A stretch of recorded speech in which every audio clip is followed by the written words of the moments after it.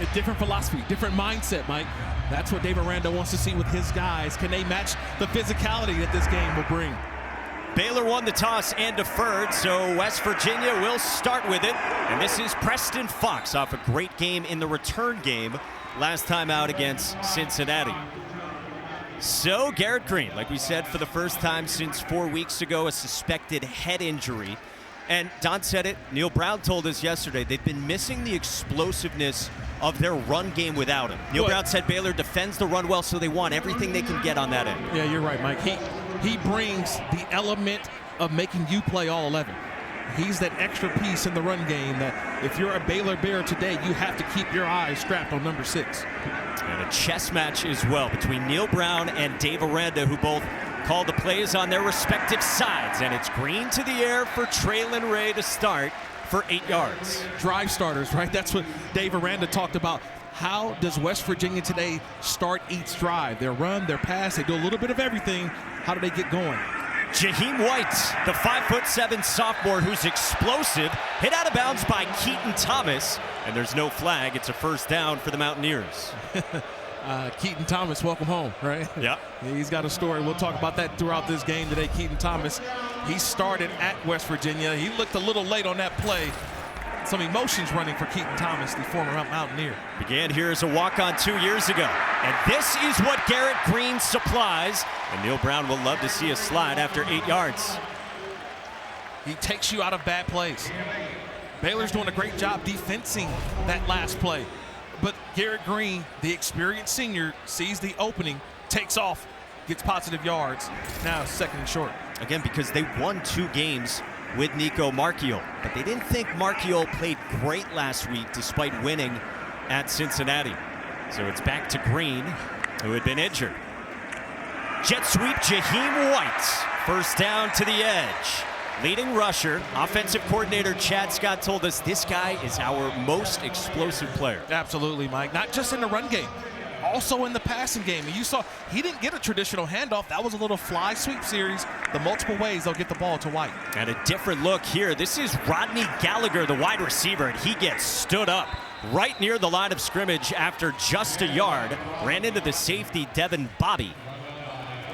You're seeing early on multiple ways that this West Virginia offense is going to get the ball to its playmakers. We've seen Gallagher, we've seen Ray, we've seen White. Multiple guys touching the football early. We expect to see 2 running backs at the same time as well. This is Jaheim White with a hesitation to the edge. Run out of bounds after 20 by Devin Lemire. And wouldn't you think this is an offense that's going to throw at some point? There's no way. They go all the way to the backside. Nice blocking up front. And then Jaheim White doesn't need much. Just a little bit of a crease. That's all you need. How about the hezzy from Jaheim White? He's got 3 for 31 already. There weren't a lot of offensive snaps for West Virginia to go around last week, so we didn't see the best of Jaheim White, even though Chad Scott said he ran it well. Green to the air, quick hitter to the outside for a toe tapping Traylon Ray for 5. Traylon Ray, the sophomore from Tallahassee, has been one of the top 2 wideouts for West Virginia, along with Hudson Clement, who's back today from a hamstring injury that kept him out last week. That's 2 touches for Traylon Ray already. Only had 1 catch last week, Mike. That's 2 already in the opening drive of this game. He's been productive this season in year 2 in Morgantown. Second down and 5, and this is 238-pound C.J. Donaldson straight up the middle and enough for a first down. The blocking up front, this is a big offensive line. They're playing much, much better. Watch the right guard come around. That's Big Weidman just getting in front, creating a path for C.J. Donaldson. Who gets it again? Searches for a cutback lane. Donaldson bumped out of bounds inside the 5 by DJ Coleman. I would say that's all blocking, but I'm going to give C.J. Donaldson credit on that last run, Mike. He set up the blocks. He had his offensive linemen just get in the way. Sometimes a great block is just being in the way. That's what Donaldson able to set it up and get the positive yards. C.J. Donaldson's been quiet recently. Chad Scott said to us this week, CJ's been down a bit because of that, because he hasn't had the performances that he anticipated as a veteran back. But carried it for 15 there, and it's 1st and goal from the 4. 10th play of the drive. Green under pressure. Scrambles. Fires toward Clement, and it's incomplete. Lorando Johnson in coverage on Hudson Clement at the goal line. Yeah, welcome back, Hudson Clement. This was a one-receiver route. He's the only option. It was there initially. Then Green comes off of it, tries to find someone else, goes back to Clement late in the down. That's a nice throwaway. See where he put the ball at, Mike? It was either his guy was going to get it or was going to go out of bounds, getting you to 2nd down. And well defended by the 5th-year senior starting corner, Snacks Johnson, back at Baylor this year. Donaldson trying to break free on the edge and gets just a yard. Devin Bobby was there, and there's a penalty flag down. Yeah, nice job by Bobby. Let's see what the flag is here. Holding, offense, number 81, 10-yard penalty, 2nd down. It's on the dirty work tight end, the redshirt junior Traylon Davis. Our referee today, Luke Richmond.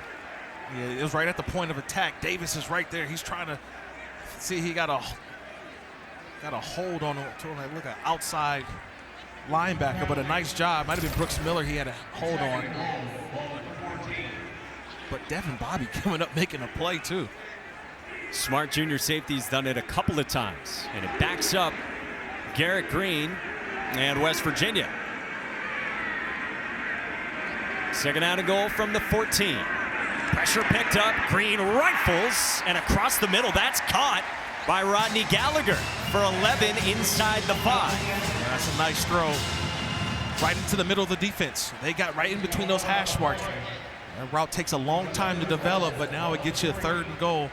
And I'm surprised they haven't found Cole Taylor. He's the big tight end. I mean, you talked all week about it, Mike. 87. I think he's a big play guy right here inside the 5-yard line if they don't run it. Chad Scott said to us, he is scary. He calls him the problem.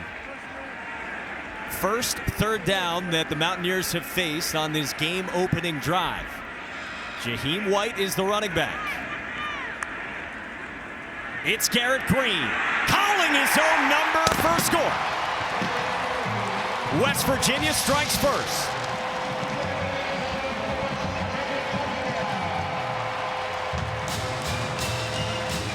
You mentioned it, Mike. It's all about the run game. I talked about Cole Taylor, where he was going to get involved in the play. It's just he was decided to be the lead blocker. Watch 87 get up in there, boom! That's a nice block and leading his quarterback to an easy run. Sometimes it's not about catching the passes if you're a tight end. It's doing the dirty work. Garrett Green right behind Cole Taylor for the touchdown. Don told you Garrett Green was cleared last week, but he didn't put a helmet on last week until Thursday.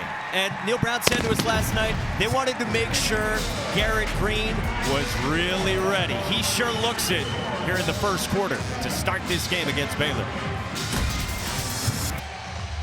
Dave Aranda talking with his defense as he squares off again with Neil Brown. Last year, regular season finale, these teams met. And before the game, Dave Aranda met with his athletic director, Mac Rhodes, in Waco. It was a 90-minute meeting after the team's walkthrough.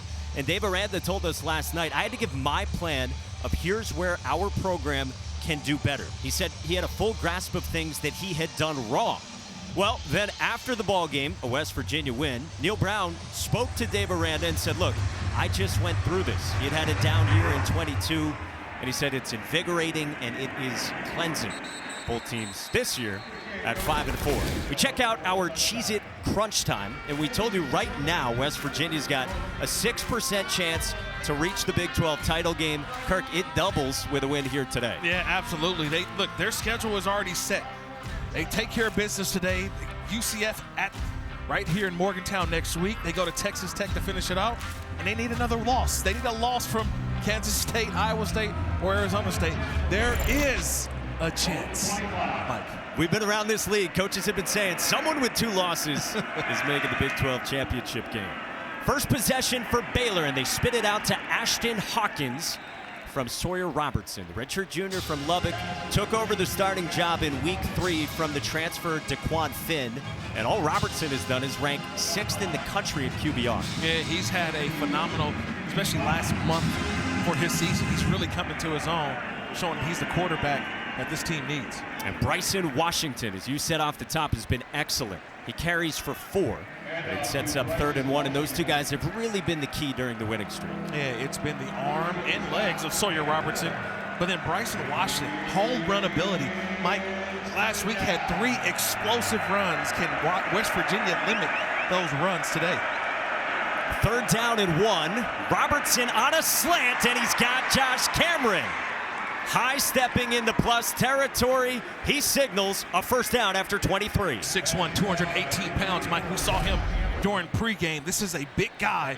You don't need much. He shields a defender, able to grab it and take it and go. Now it's a screen, and it is Hawkins again, getting to the edge and bumped out by Anthony Wilson. Remember, this is an air raid offense with a lot of physicality and run game inside of it as well. Jake Spavital, new offensive coordinator this year with Baylor.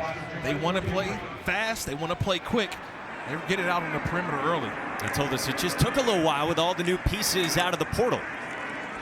Washington spins for 4. So it's interesting, the philosophy here, Mike. They spread you out, right? You get 2 receivers up top, 2 receivers at the bottom. Mix in a tight end sometimes, and Michael Trigg, number 1. But they spread you out, and they try to run on the inside, a physical power run game. Pitch it this time, and Washington turns the corner, and he's got enough for a 1st down. Trey Lathan wrapped him up after Washington beat TJ Jackson around the edge. Got to be able to tackle in the alley. That's what Trey Lathan, number 4, right in the middle of your screen. He's got to go run. He's got to run all the way down and tracks him down. It's a nice play by the linebacker, but a lot of run to get all the way to make the play. And right now it's Lathan beside Ben Cutter. Josiah Trotter we do expect to see, but he's not starting the first possession. Robertson wants the seam route to the end zone, and it's caught by Washington for a touchdown. Working on Lathan in coverage, and Washington hauls it in. Catch for a touchdown.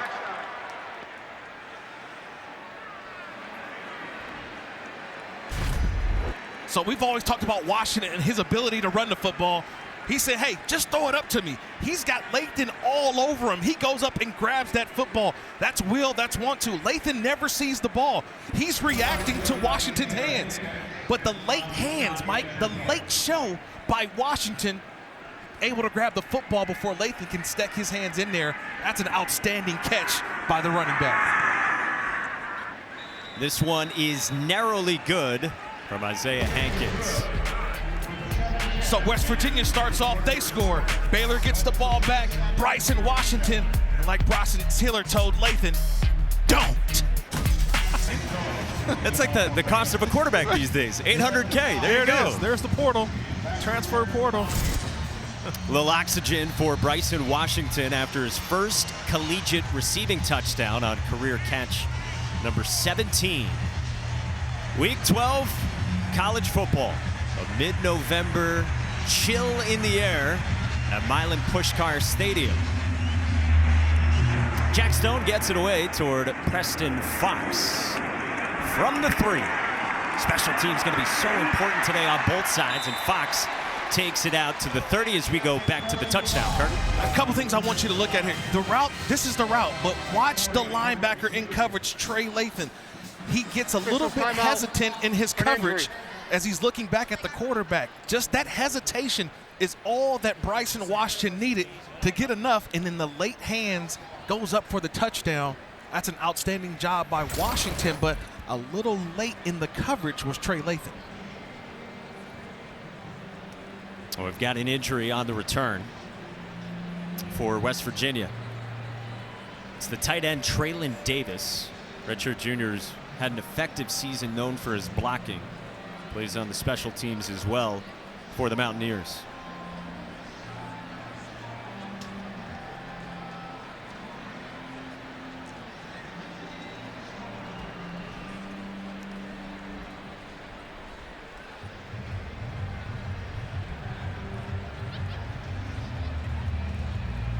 So 7:05 to go here in the first. Touchdowns on each team's opening possession. We might be entering shootout territory for both these teams. Yeah, which defense is going to get a stop? Like today may be about punts, not turnovers. A punt may be as good as a turnover here today, Mike. Check on Davis when we come back.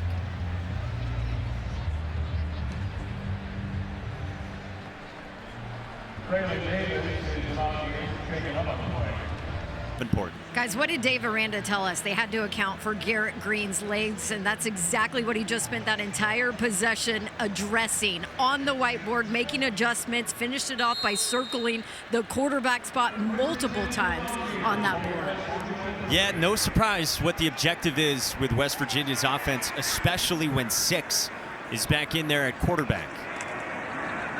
Garrett Green to the air. Pressure off the edge. He got it away into a tight window for Justin Robinson to midfield. That was a late developing route. Bobby was all over him, number 3, but the accuracy of the quarterback leading his receiver in Robinson, that's an outstanding job by Garrett Green. Firing it in for 21, longest play for the Mountaineers. Jaheim White cannot spin away from Garmin Randolph, and it brings up second down. Well, we talk about the run that you know is coming for West Virginia.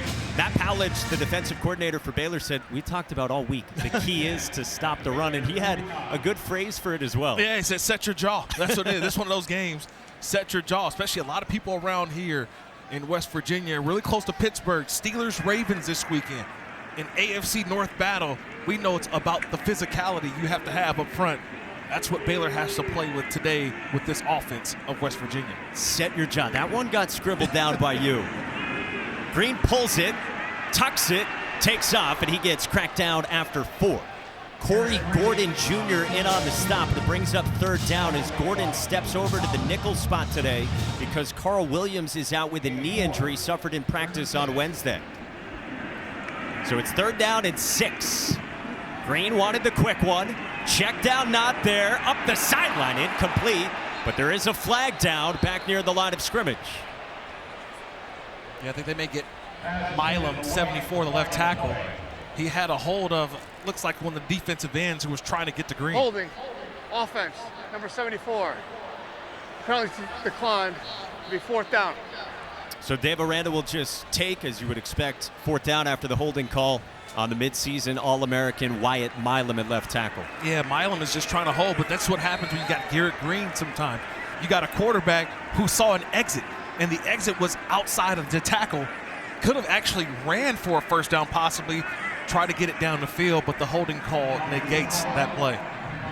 So Ollie Stroud, the junior from Melbourne, comes out to get it away to Josh Cameron, who nearly ran one back earlier this year against Texas Tech and is second in the country in punt return yardage.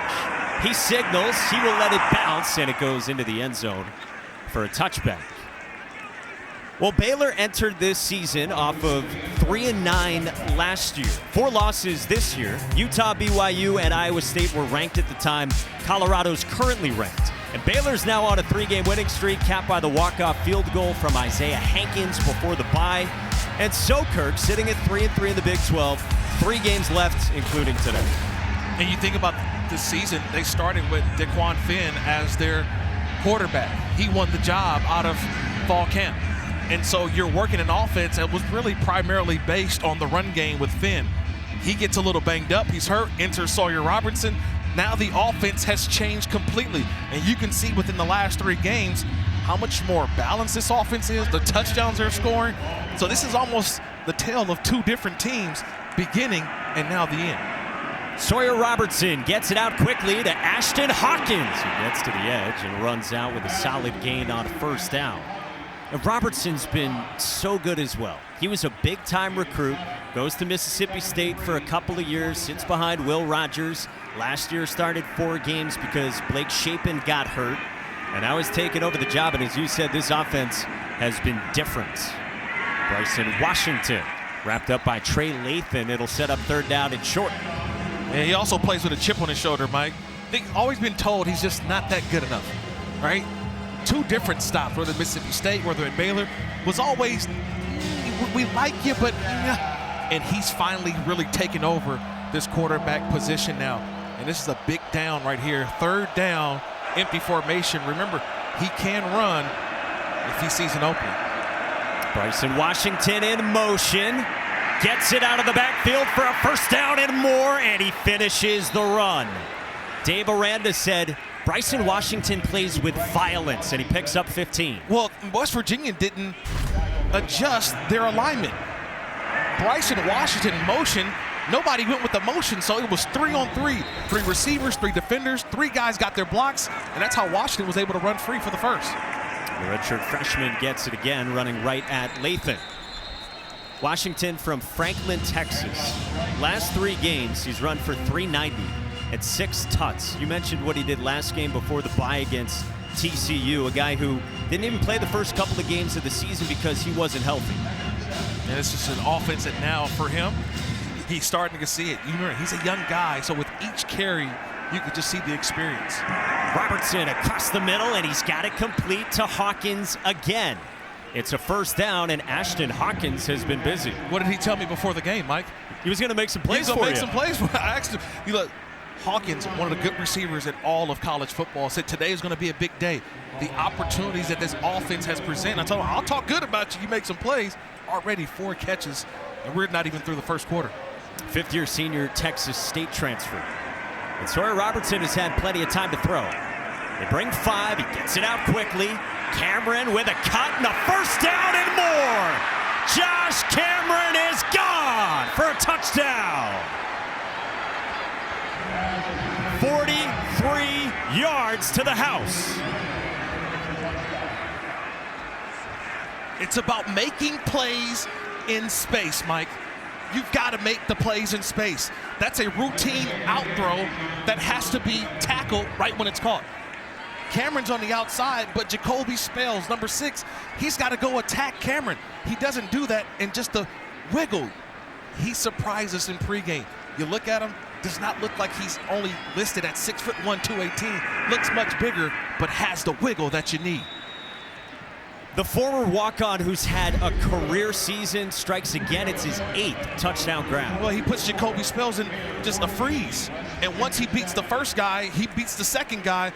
That's just will, want to. See, watch Spells. He's right there for the play. He doesn't utilize his extra defender, which is the sideline. He should be attacking the inside of Cameron. Doesn't do that. Allows him back to the inside. And then it's off to the races and Cameron for a touchdown. Mike and Kirk, Josh had no offers out of high school, despite 1,000 yards, 30 touchdowns. So guess what? His mom, Andrea, took over his Twitter account and DM'd his reel to every coach she could find in the country. Finally got a response from Coach David Wetzel at Baylor, who happened to be a former Baylor walk-on wideout himself. And that's how he ended up here. I know the Baylor Bears are happy the mom took over the DMs, right? Took over the DMs. Had to throw the @ sign out there, huh, Mike? That's awesome. Got to throw the @ out there. Hey, look, find us at Josh Cameron making some plays. Got a 3-touchdown game in Week 8 against Texas Tech. He's got a touchdown in this one, the second for Baylor, and a high-scoring first dozen minutes here in Morgantown.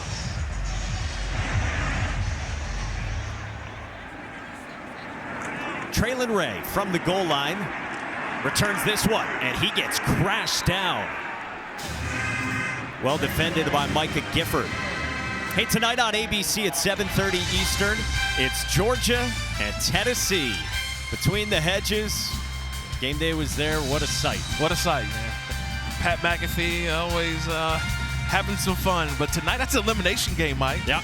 Elimination game in the SEC coming up later on after us. So I'll be watching. I'll be tuned in to see what happens between these two outstanding programs. Yeah, the All-State playoff predictor says the winner of that one is basically a near lock. Yes. To make the 12-team playoff. West Virginia gets it back, and C.J. Donaldson carries up the middle for a couple. Great touchdown drive to start for West Virginia, and then a punt on their second drive. Yeah, but how does the Baylor defense get them into 3rd and longs? That's what they need, 3rd and longs. And yeah, here goes the chance for the CFP. It's going to be interesting how that one plays out. Second down, Garrett Green fires incomplete for Jack Samarco. 3rd down. And this is what I just mentioned, Mike. When you get into these 3rd and longs now, this is where the Baylor defense really takes over. Look at what's going on the field. That's a full change. They just brought out 8 guys, and 8 more guys came in. So 8-man substitution for Baylor. They've got their full-on rush defense ready to go. See if they're going to bring some pressure here as they bring in the cover guys. With Dave Aranda back calling the plays defensively this season. First time he's done it since 19 with LSU, and they were showing pressure. Baylor got back on side, but there is a flag. Corey Gordon Jr. came off the edge, and he was well past the line of scrimmage. Hey, a little too anxious. Offside, defense, entered the neutral zone, causing the offensive player to react. It's a 5-yard penalty, 3rd down. And if you're an offensive player and you see it, even if you weren't forced to, the smart move is to react. Well, everybody knew they were going to blitz. I knew it. They all were going to blitz, but Gordon is all the way. Look, he's like an extra yard deep inside of the offensive line. Oh, man, that's some funny stuff right there. Let's hold your water. We know you're going to blitz. Just relax a little bit. Wait till the ball snapped. Good to see Traylon Davis has returned for West Virginia. On 3rd down and 2, C.J. Donaldson with a cut, and then he bowls over Matt Jones for a 1st down.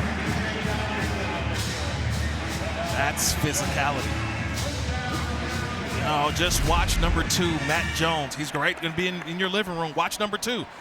He's got to hold that point. He doesn't. C.J. Donaldson just runs him right over. That's 6'2", 238 pounds of running back right in your living room. And Matt Jones didn't get the right end of that one. If the first 13 minutes didn't sell you on this game, that run should have. This is going to be high scoring and some smash mouth as well here in the Big 12. Donaldson again, why not? Donaldson squirms forward, wrapped up by Keaton Thomas after a half dozen. Well, I will say this about West Virginia. They have extra blockers. So if you're a defensive player, you got to understand where your leverage is. Who's on the outside, who's on the inside. They confuse you, West Virginia does, with so many different guys in front. Donaldson to the edge, and he reaches out with a 1st down with Kyler Jordan in on the stop.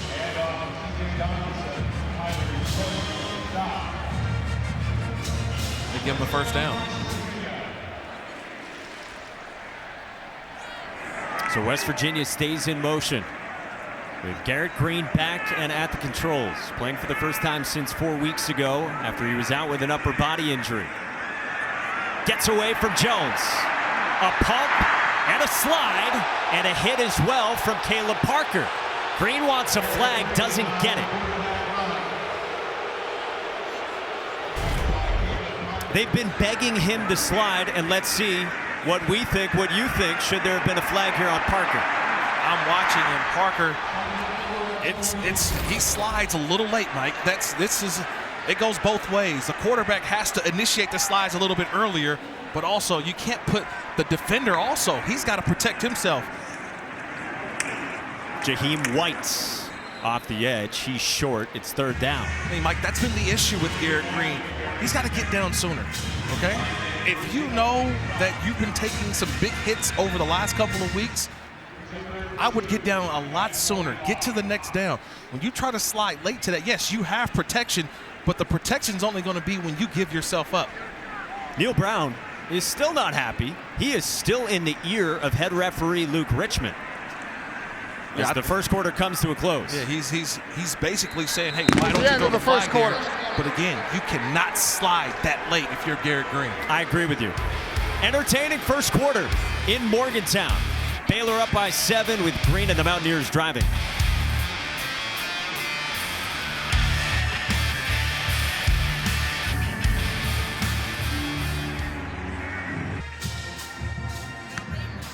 I can hit on Garrett a little bit. I'm actually surprised he slid. Like, he is amped, laser focused. Yeah.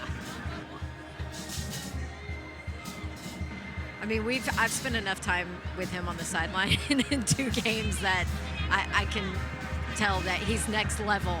Yeah, he's next level today.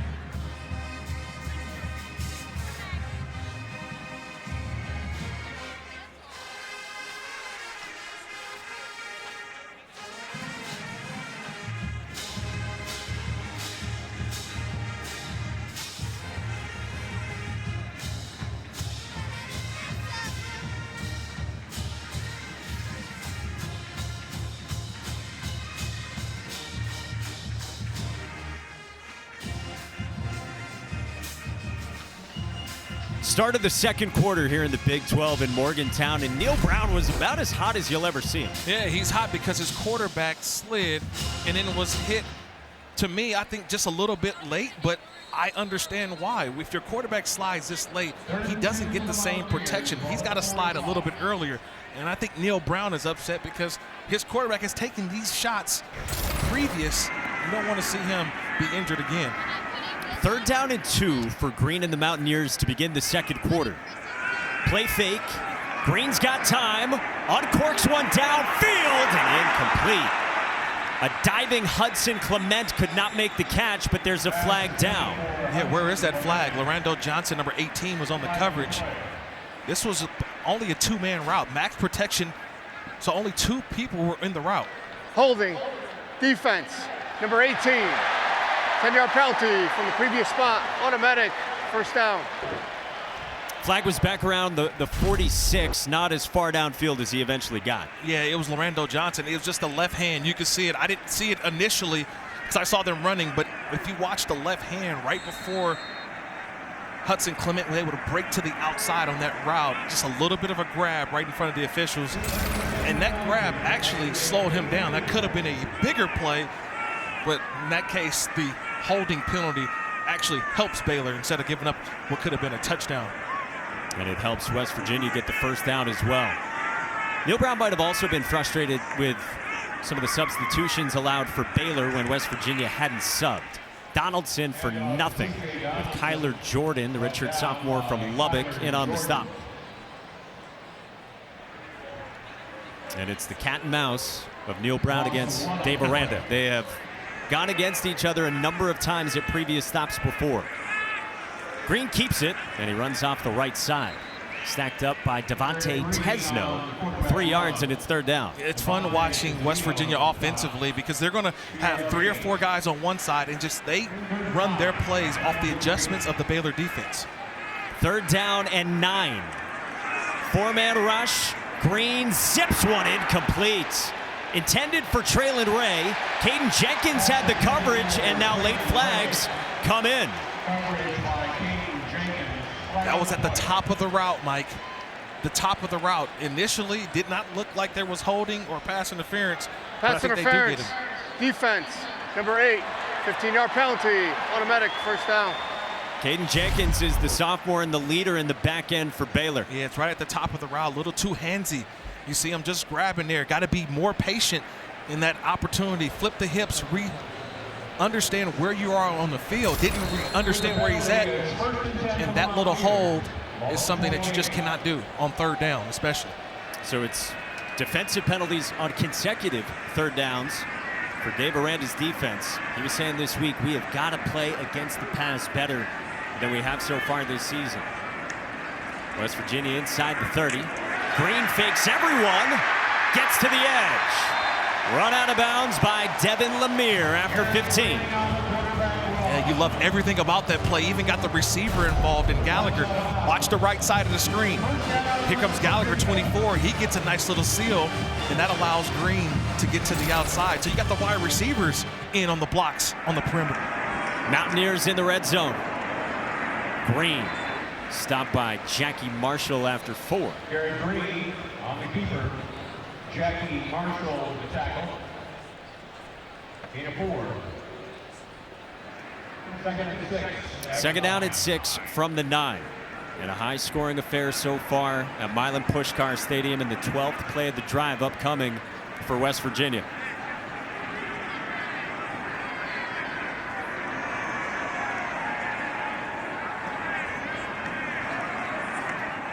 Green. Scanning. Firing. End zone caught! Off the tip by Traylon Ray.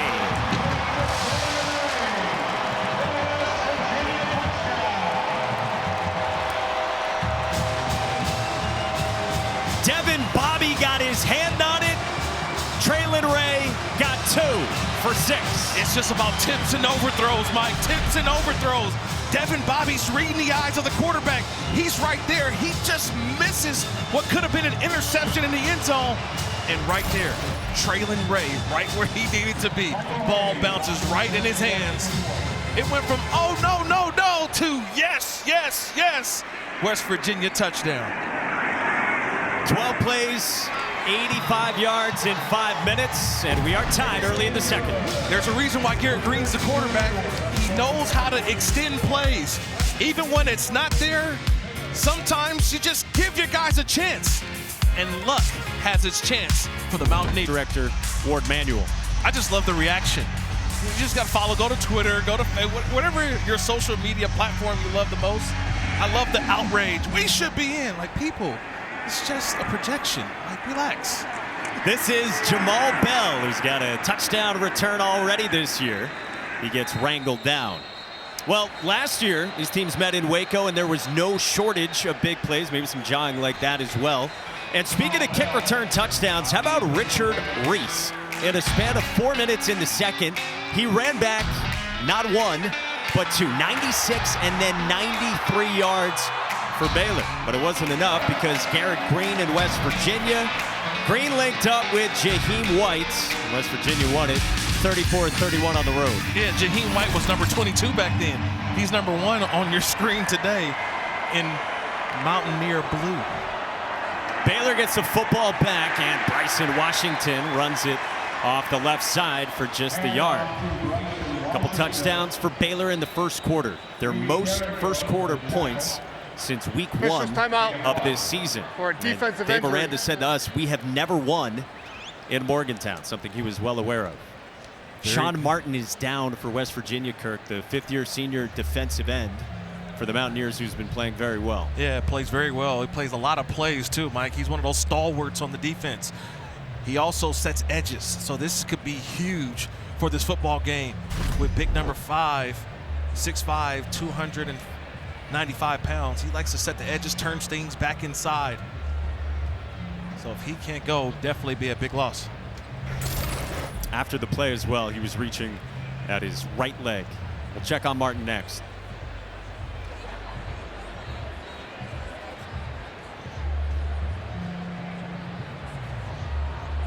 Blanthot has NFL upside. Was able to walk off under his own power for the Mountaineers. Well, it's Military Appreciation Day here in Morgantown, and there's the Taco Bell Live Más student section. All season long, student sections across the country are competing to be the Taco Bell Live Más student section of the year.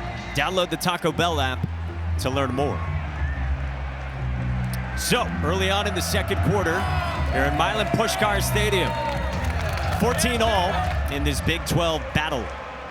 Second down and 9 after Martin goes off the field.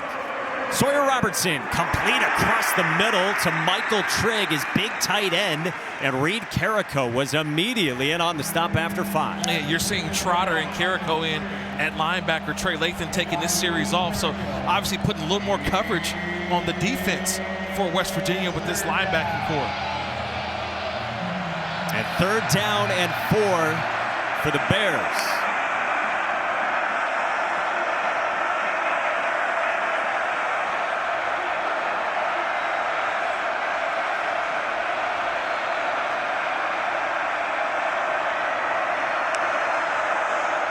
Three-man rush. Robertson checks it down. Washington not gonna get there.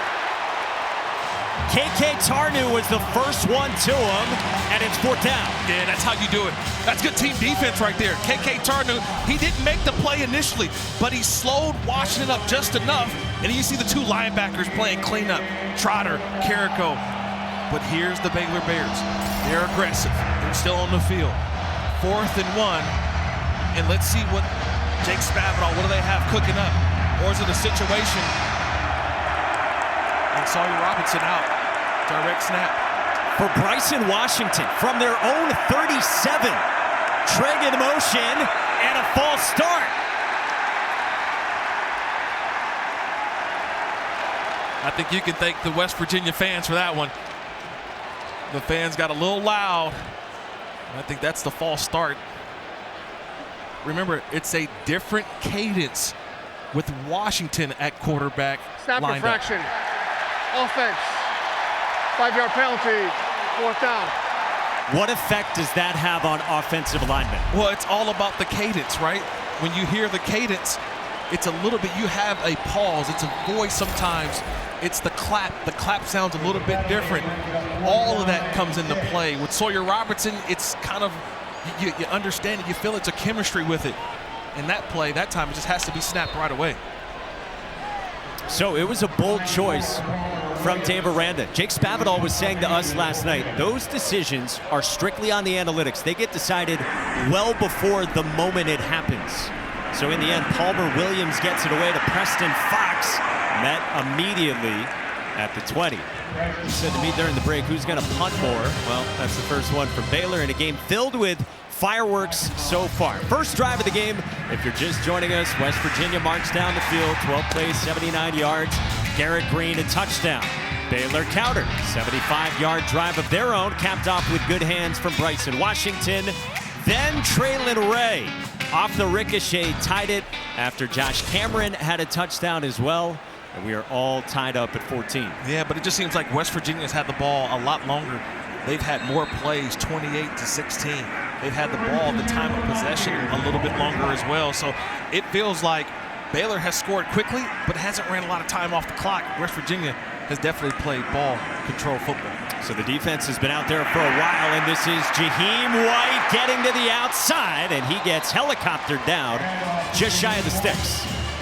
The right side of that offensive line doing their job. Hubbard, Malone, the center, Yates blocking back as well. It's confusing for this defensive front.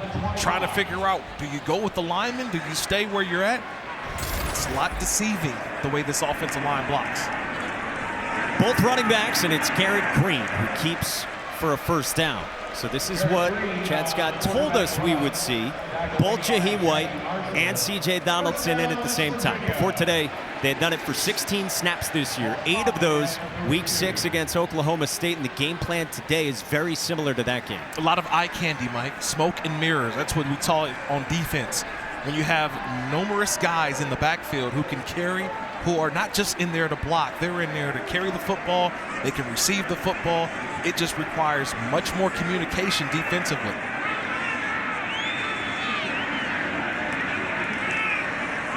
Jaheim White gets it here, and he cuts up the middle for a positive gain. That's what Dave Aranda was saying to us last night. He has studied Neil Brown as a play caller. He said from Neil Brown, there's so much sleight of hand. He said he's real particular, and I love this. He said, you got to see all the snakes in the grass. Green on second down will check it down to White with a cut. Jaheim White, a first down to the 48. I love his bag. His bag of tricks. He's got the stutter. He's got the stop and go. He's got the dead leg. Jaheim White in the open field is special. Only thing missing is the stanky leg. He's got them all, man. Picks up the blitz there. Frees up Green to run. Garrett Green with a head fake of his own. First down ushered out by Matt Jones after a dozen. Yeah, I like the decision, though. He ran out of bounds. In prior games, he's probably trying to deliver some punishment. He's trying to do what? He's trying to find ways to keep and extend the play. That time, he just finds enough and gets out of bounds. But a terrific block by Jaheim White. We talked earlier about his passing catching ability. That's a nice job and a nice block on Kylan Reed. Part of White's evolution from freshman to sophomore. He motions out of the backfield as the Mountaineers have it from the plus 40. Green keeps off the left side, thrown down by Keaton Thomas, who we told you was so excited for this one. Redshirt sophomore Will linebacker who began his career as a walk-on DB here for West Virginia. He's now Baylor's second leading tackler. Guys, the reason he's a linebacker was because of his time there. The scout team, low on linebackers 1 week. Jeff Kuntz asked him to step in. Bald at linebacker, played the position for the first time ever, then went to JUCO to get some more experience, and the rest is history.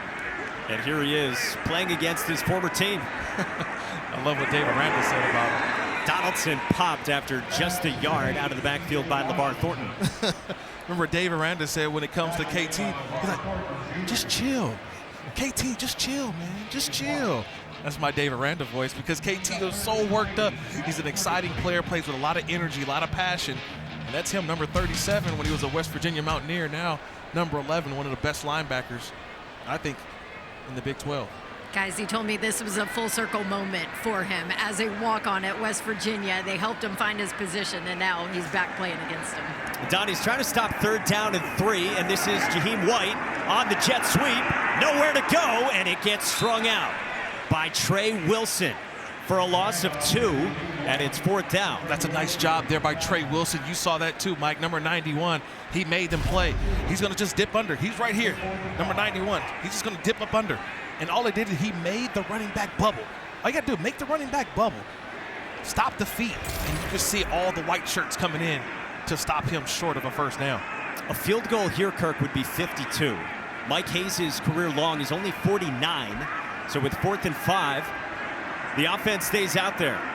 West Virginia tied for 4th in the country with 17 4th down conversions. Green fires, and it's dropped by Robinson. Justin Robinson had it, but it's a turnover on downs. Yeah, because he saw Keaton. He saw Keaton Thomas. He saw number 11. So you have Robinson right there ready to catch, but watch the wide receiver. Watch him peek. He's going to peek at number 11, coming right down in his face. See that? He's looking at 11 before he's able to corral that football. Here's our College Football Awards Spotlight, brought to you by the Home Depot, featuring Ashton Hawkins. And remember to tune in for the Home Depot College Football Awards Show Thursday, December 9th at 7 p.m. Eastern on ESPN. This is Michael Trigg, and he goes spinning for a 1st down. So one of the many weapons in this Baylor offense for Jake Spavital, and Hawkins, a guy who had 4 catches already to add on to those season numbers, and now Trigg gets involved. Yeah, Trigg is a dynamic force in this offense. He can make plays on the outside, but also as an inline tight end, becoming a much better blocker. First carry for Dawson Pendergrass, 218-pound sophomore, their 2nd leading rusher, wrapped up by Anthony Wilson after 8. And on cue, Michael Trigg, he led the way on that last block. A nice just push to allow Pendergrass to get up through that hole and get some positive yards. If you're a Baylor, at some point, you're going to take a shot down the field. This is shot territory. Right here, 45-yard line, 2nd and 2. I would alert something deep down the field. Let's see if Sawyer Robertson is thinking the same. Instead on the ground, and Pendergrass gets stood up. Maybe a half a yard, and it'll set up 3rd down with Reed Carrico in on the stop. So let's think about this, Mike, for Baylor. They almost went for it on their previous possession on 4th down. So I'm looking at, they've got 2 downs to get just 1 yard. So do you maybe put the ball in the air here, try to take a shot deep down the field, and if you're West Virginia, do you just play it vanilla in your coverage? On the ground, Pendergrass, a 1st down. You know, one thing about this West Virginia defense as well, under Jeff Coons, who's taken over as the defensive coordinator for the fired Jordan Leslie, 2nd game for Coons, they've gotten more aggressive in short yardage and on 3rd downs. Yeah, they want to make sure they got their cleats in the ground. They want to create more turnovers, but being aggressive on 3rd down is really, I think, the biggest change we've seen for this West Virginia defense under Coons. Robertson fires downfield for Baldwin. Touchdown! Monterey Baldwin puts Baylor back in front.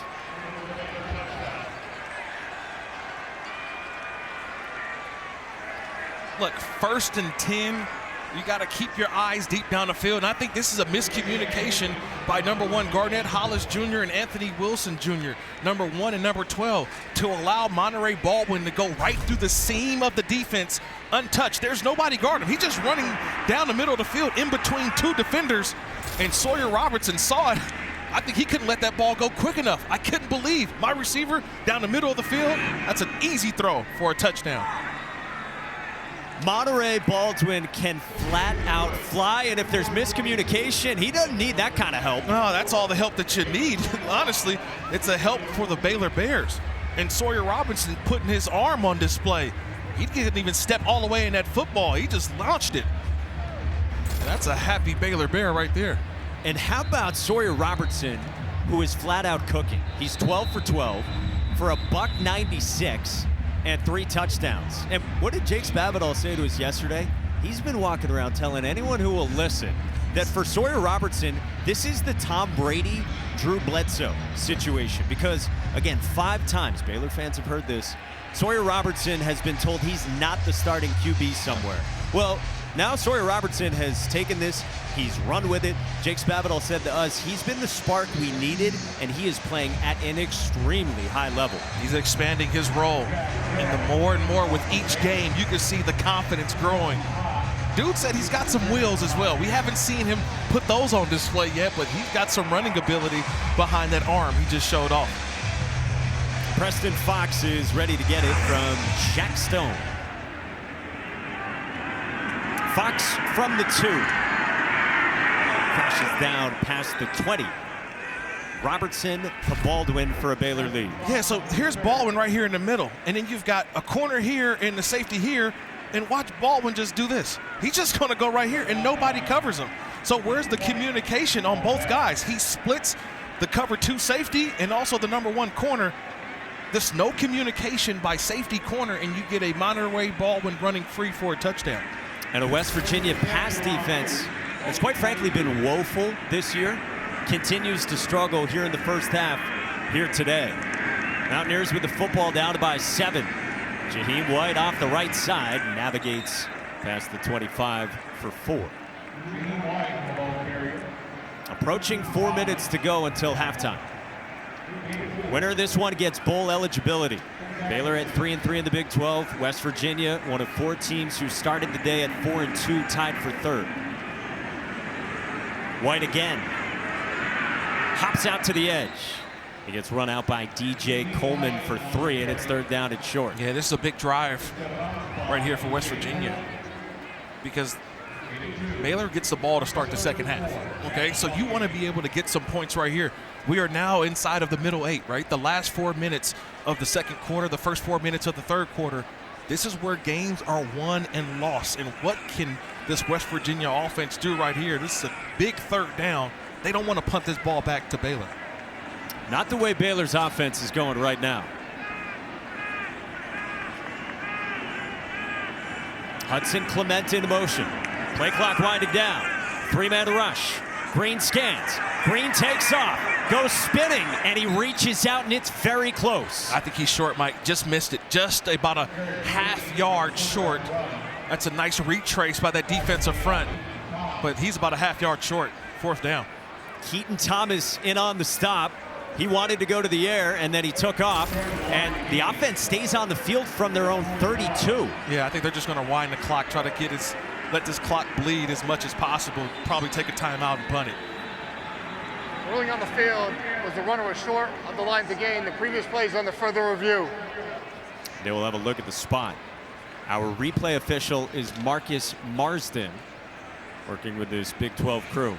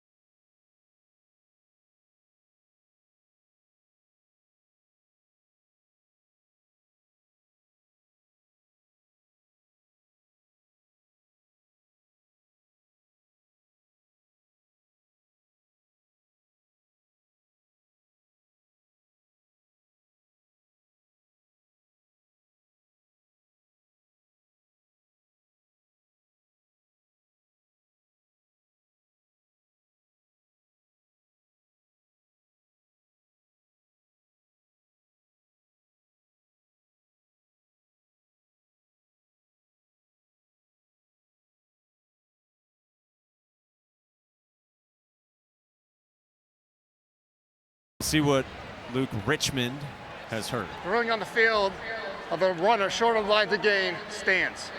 Be 4th down.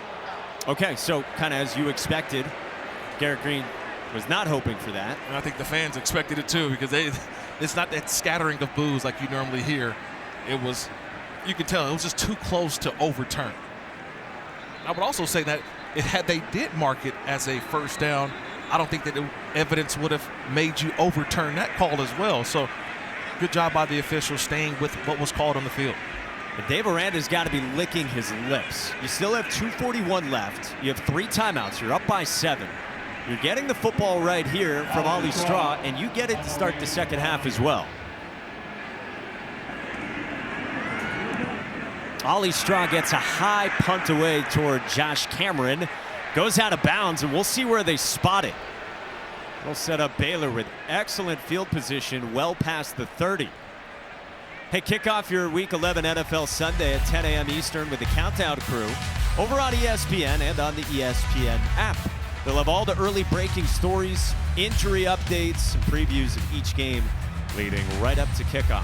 You mentioned Ravens Steelers. Yes. Also in the AFC, another big one as well. Yeah, Ravens Steelers. You got Bills and Chiefs. You got some big games this weekend, man. Excited. Monday Night Football, you got a good one. Battle of Texas. Houston Texans and Dallas Cowboys. Look at his drive chart, Mike. Touchdown, touchdown, punt, touchdown. Sawyer Robertson he hasn't missed a throw, Mike. Still 12 for 12. Yeah, look where they spotted this punt. They call it a 20-yard punt, Kirk. It's the best starting field position for either team. From the Baylor 49 with plenty of time for Sawyer Robertson, who throws to the sideline, incomplete. Tyron Bradley nearly picked it, and the first incompletion comes with 2:21 left in the first half for Sawyer Robertson, and he's fortunate. I think Bradley's just as shocked as I was. That ball was right there. He's like, oh, wait. He couldn't even extend. I thought he was going to go up with 2 hands on that one. That ball, I think if he would have went up with 2 hands, he probably would have been able to get that interception. Bradley's a rush guy, but he's been a turnover magnet this year and does have an interception this season. Second down, they'll go a little more conservative. Don't tell that to Bryson Washington. Touchdown! 51 yards.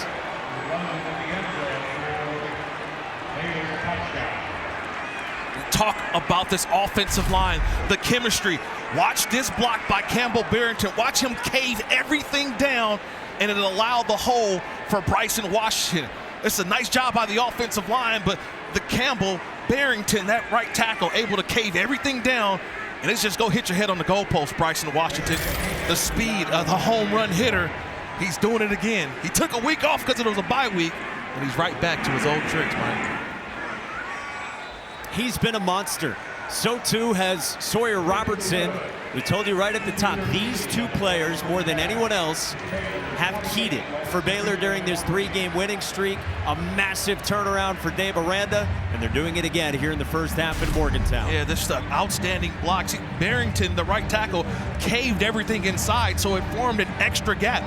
And you don't need much if you're Bryson Washington. He did this a couple of weeks ago versus TCU. You gave him enough space, and he turns that one into a big, long touchdown. Look, Kirk, you're talking about the blocking sets up a guy like Washington.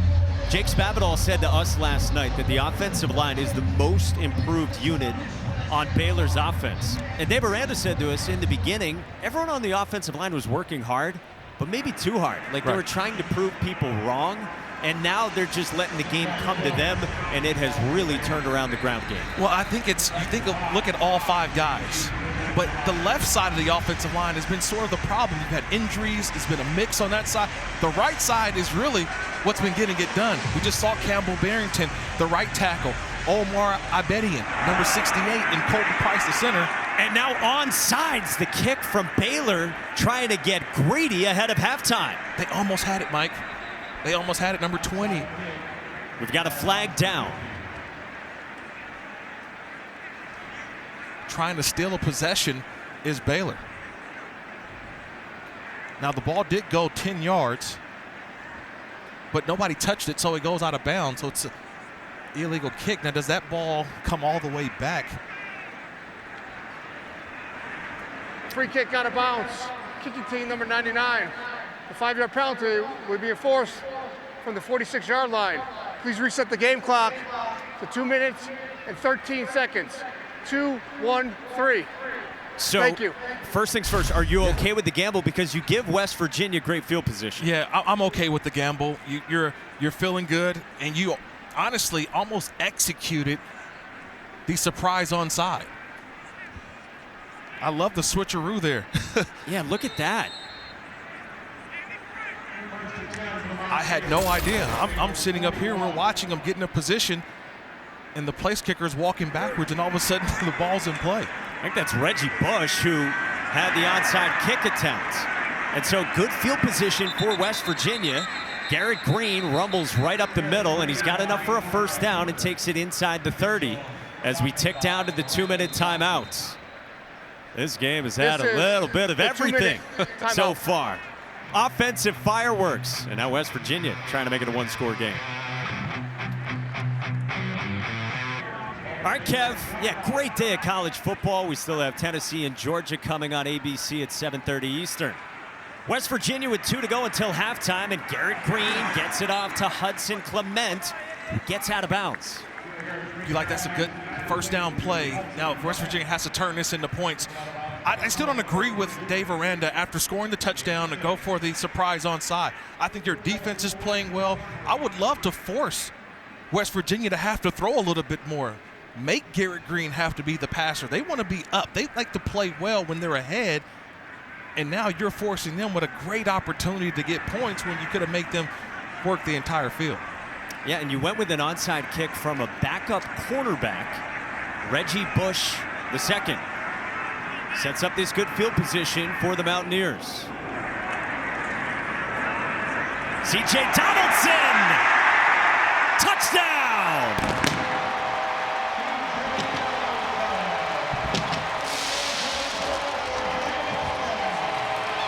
Just looking back at Baylor the last 15 yards. Great blocks up front. Great blocks up front. You're right back in this game. The offensive line this time, we saw it on the Baylor side. This time, West Virginia, nice little block. That right side of the offensive line, Hubbard, Malone. Watch how they cave everything all the way down, and C.J. Donaldson's able to cut to the inside and race to the end zone for a touchdown. You said it. If you kick that deep, it makes West Virginia throw. Instead, they could do everything pretty much there for that one pass to Clement on the ground. Their wheelhouse. And just like that, it's back down to a one-score game, 28-21 with a $1:47 to go until halftime. Yeah, you gifted them. You gifted that touchdown, I think, to West Virginia because of this play right here. Very questionable. You mentioned it, Reggie Bush II. No relation to the original Reggie Bush, the Heisman Trophy. But that kick led to the drive for West Virginia, scoring right here with C.J. Donaldson. If you're West Virginia, you're saying, yeah, we're right back in this one. But I think if I'm Dave Aranda, definitely would love to hear his thought on why he would go for that surprise onside at that moment. Kirk Morrison, let me ask you this now. You're Neil Brown, second game with the new defensive coordinator in Jeff Koons. They haven't shown that they can stop Baylor. So what's the defensive approach got to be now against a very high-powered Bears offense? Umbrella. Go get an umbrella, meaning everything has to stay in front of you. Keep a hood, keep a lid on top. Nothing gets behind you. That's how Monterey Baldwin got the touchdown. That should be the communication of the West Virginia defense, especially the secondary. Nothing gets behind. If I can't read his nameplate, I'm not deep enough. So those safeties have to be deeper than the deepest. Jamal Bell is waiting from the 4. Bell cuts it to the outside. Gets past the 30. Bumped out of bounds by Anthony Wilson. And Jamal Bell, who's been great in the return game this year, along with Josh Cameron, sets up excellent field position for Baylor. Yeah, you got to have real speed in order to do this. To be able to accelerate, stop, start, and accelerate again. Setting up blocks. And what looked to be possibly a situation where you maybe run the clock out, hopefully try to get points. You're right there on the doorstep of getting across midfield. Your whole offense right in front of you, trying to score with all 3 timeouts still available and start the second half with the football. And a quarterback who's only thrown 1 incompletion. Easy one there. That'll help the percentage to Michael Trigg, but he's got nowhere to go. Jaheim Joseph got to him after 3, and the clock rolls. Robertson pass is complete to Michael Trigg. Sawyer Robertson conducts this offense from midfield. Quick one to the outside, and Hawkins turned the corner. And Ashton Hawkins has enough for a first down. That's 2 plays, 10 yards. So, and they've gotten out of bounds. 1:14 left on the clock. Still all 3 timeouts. Sawyer Robertson can work the entire field, and they can still run the ball. Isaiah Hankins is the kicker. Screen and incomplete. Sawyer Robertson knew it. He's frustrated with himself on a misfire to Cameron. Well, it's only because of Tyron Bradley, number 8. He fired off from his defensive end position, and that's what threw the angle off for Sawyer Robertson. He didn't have the perfect angle to get that football, had to sidearm it, and that's how it went out of bounds. Jake Spavital calling the plays in his first year as Baylor's offensive coordinator. Former head coach at Texas State. 1:12 to go in the first half. Robertson's got all day, and he throws to the sideline for Cameron. Gets past Bradley and gets out of bounds. Well into field goal range with 22 to Josh Cameron. Again, this is where Josh Cameron is utilizing the entire field. And I don't know why some of these West Virginia defenders aren't using the sideline. The sideline is actually your friend. You want to escort him out of bounds. But Cameron comes all the way back in and still gets out of bounds. Making the first guy miss has been Josh Cameron all game. Still all 3 timeouts for Baylor. Sawyer Robertson checks it down to Washington. And Washington's got a first down. He's been effective out of the backfield catching. A dozen there with 56 seconds to go. So now when you get down into this red zone, you got to be more aggressive defensively. I talked about that umbrella keeping a lid on where they're not going deep now. They're going short and intermediate, and they're turning those short plays into long plays because of the yards after catch. That's been huge in this drive. This West Virginia defense at some point has to bring pressure down here now in the red zone. Baylor's piled up 324 yards of total offense. Washington straight up the middle. Handoff to Bryson Washington. We'll get a timeout taken by the defense by West Virginia. Charge timeout. 48 seconds West to go. Virginia. Hey, First Monday, and a half. Kirk said at Yeah, Dallas, 30 Week second 11 timeout. Monday Night Football. C.J. Stroud and the Texans, who get Nico Collins back, by the way, against C.D. Lamb and the Cowboys, 8 Eastern on ABC, ESPN, ESPN Deportes, and who could forget Peyton and Eli on ESPN2. Will the curtains be closed, Mike?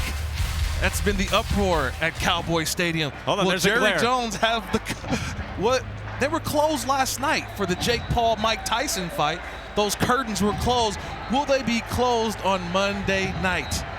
Yes, it was a fight last night for people who said it was a staged fight. When did it start? But his legs, the legs of Mike Tyson. All right, we got 51 seconds to go here. First timeout was used by West Virginia, so still 3 for Sawyer Robertson and Baylor from the 8-yard line with second down and 7. Michael Trigg, number 1. Big tight end threat down here. If they decide to throw the ball, look for this tight end right here in the slot. He's been a major force for them. The transfer from USC and Ole Miss. Instead on the ground with Washington. In for another touchdown. Bryson Washington got past KK Tarnu. And Baylor keeps pouring it on. Got to make plays. You get one-on-one, you got to make the play. Get a guy down.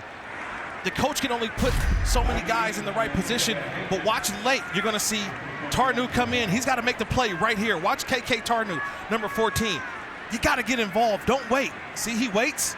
He waits and tries to lunge, and Washington just comes and runs out of that little arm tackle. You got to come get involved. When you wait, you allow bad things to happen, and that's a touchdown. Number 2 for Bryson Washington. We saw Baylor doing all kinds of dancing on the field pregame. They were feeling good. Nothing so far in this first half has changed that vibe. With 47 seconds to go in the first half, they have piled up 35 points and Kirk 335 yards. Yeah, right here in your living room. Watch 14 on the left side of the screen. He's going to come in. You have to decrease that space. You can't sit here and give him the two-way go.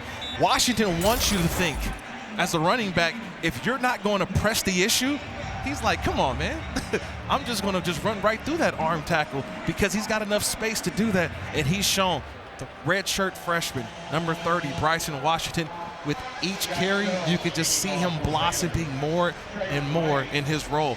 Now in his 8th game, his 8th start, he's taken over, and I don't think he's giving that starting position back. So onside kick and all, in the end it's back to a 14-point lead, and again Baylor's getting the football to start the second half. This one gets kicked deep and out to the 25. Since there was 2:13 left in this first half, we've had 3 touchdowns, 21 points, and in total, this is the most first half points in a Big 12 conference game this season, combining for 56. Whoa. I knew it was going to be a lot of points scored. Didn't expect this many so far. And how many punts so far, Mike? How many punts today? What have we got, 2? 2? Yeah. I said whoever's going to win the punting matchup, and I'm talking about the least amount of punts, maybe wins this game. And right now, we got 3 punts in this game so far, Mike. 3. That's it? That's it. Plenty of yardage, though. Punts or turnovers tonight. That's the way it's gone. All right, so West Virginia down 14. They've got 47 seconds from their own 25, couple of timeouts. Quarterback draw. Green toward the sideline, muscling out of bounds. They do spot him out. The clock stops, 39 seconds to go, and a first down run for Garrett Green. But do you think I want to put my quarterback in this situation? He's coming back from injury, Mike, and so running him on a quarterback keeper in this type of scenario, I don't know if this is something that's smart for West Virginia. Him being healthy is my best chance to win. I don't think this is the right time to have the quarterback run this late in the first half. From the 42. Pressure gets to Green. Jackie Marshall bear hugs him for a sack.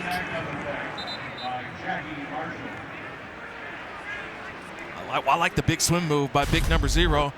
Just watch him. He's going to be right in here. And watch, he comes in and then just big swim. Watch the big swim. I love the big swim. He comes in all the way from the outside and comes to the inside. Big swim over the top. Comes in and he gets right back out. That's a nice little 1-2 step. Charge it's timeout. in, then out. West Virginia, 2nd and a half. It'll be a 30-second timeout. And Neil Brown was forced to use his 2nd timeout after a loss of 7. Jackie Marshall, a very twitchy redshirt junior, has been banged up the last couple of weeks, but they were hoping that he'd be 100% coming off the bye. Hey, tonight, UFC 309 is at MSG. We'll see how many punches are landed in this one.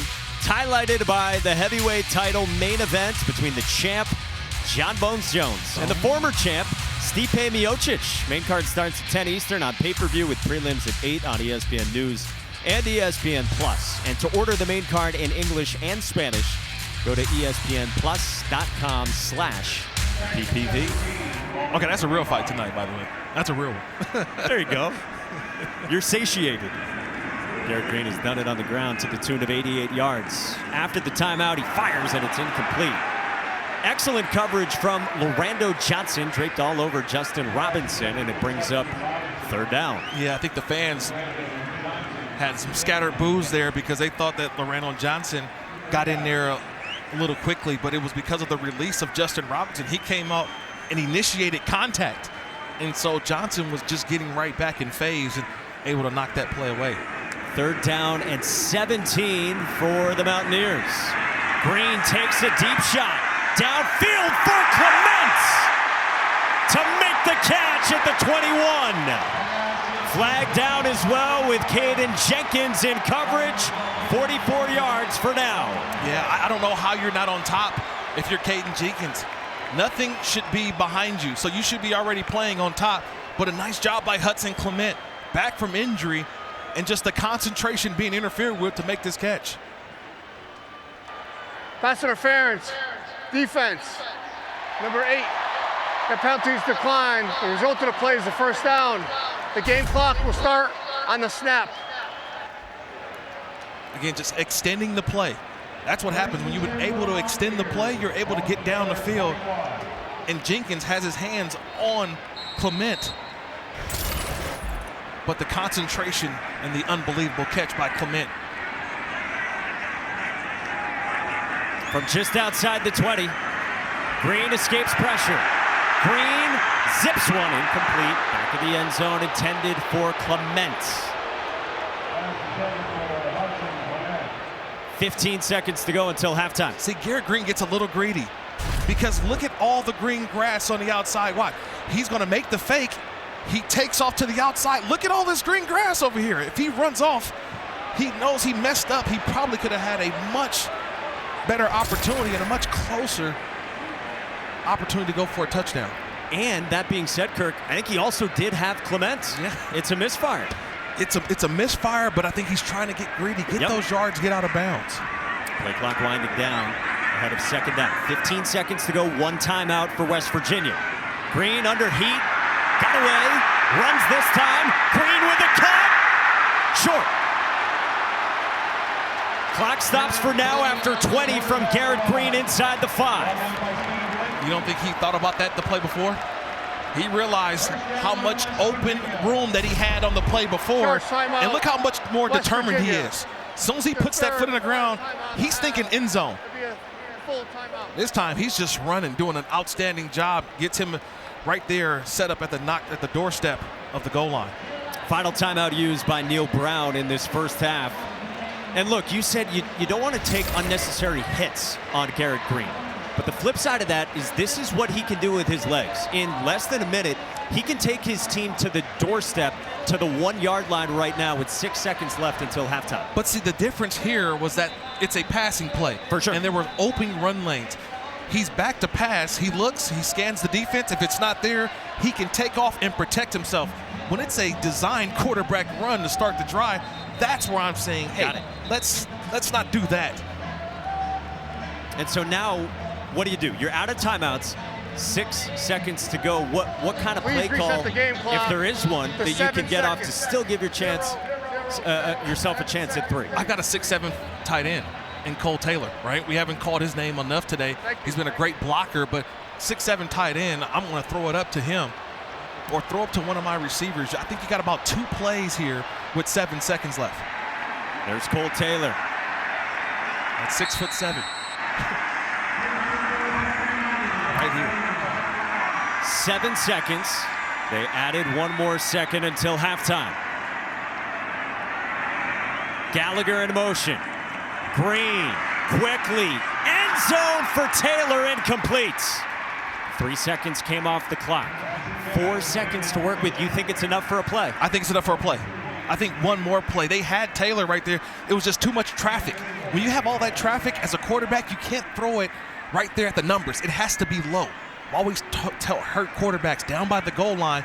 You got to throw the ball low because you want the receiver to go down and go grab it. You don't want those missed throws and deflections to pop up for interceptions. Decision-making of the essence here for Garrett Green, the fifth-year senior. 4 seconds to work with. Green will run it straight up the middle. Met at the goal line. They'll give him the touchdown. Green, the touchdown as he ran into Linus Noel. Late flag comes out as well with the extracurriculars all the way back at the 12-yard line. Trevin Ma'ai, the defensive end, was in the middle of it. It was called a touchdown on the ground for Garrett Green. My initial look was that he was denied the end zone. I thought he was denied. My initial look. Now here comes the replays. Where is this football at? That football's in the left arm, Mike. I don't know if it ever got to the goal line. So they're going to take a review of this one. Is that ball across There is no foul in the play. goal line? It just has to touch the edge of that front tip of that goal line. The front plane. That's all it needs. The ball, it's just a tip of it. Will we have an angle that shows that? Initially, the first couple looks, I don't see it. And how about the all or nothing play call sets up this decision? So it's really hard to tell from this, but this is the matchup. Garrett Green running into the 337-pound nose tackle, Linus Noel. But where's the football in correlation? Noel's right there on the goal line, but where is the football? Does it touch the plane? all the looks that we have, this may be the best look right here. Collision points right there. Yeah. I don't know if you have It's not anything enough. that can overturn that call. After further review, the ruling on the field of a touchdown stands. It stands. The extra, on the try, Touchdown, Garrett at the end of Green. the first half. And how about the gamble from Neil Brown and the all or nothing play call of designed quarterback run with 4 seconds to go, no timeouts. You know that's your last snap. Oh, yeah, ends. Garrett Green, there's a trust. I told you that to start this game. There's a trust in why he's starting this football game, because he's got the belief that you put the ball in Garrett Green's hands, he's going to make the right decision. Got just enough for the touchdown. Mike Hayes comes on for the point after. Hope you didn't go anywhere, by the way, when there was like 3 minutes left until halftime, thinking, all right, we're going to get to halftime ho-hum. We had 4 touchdowns in the final 2:13 of this first half. Baylor puts up 35, their most first half points against an FBS opponent. Whoever just punts the least amount tonight, that's what it's going to come down to. Right now, both offenses are clicking. They're going on all cylinders.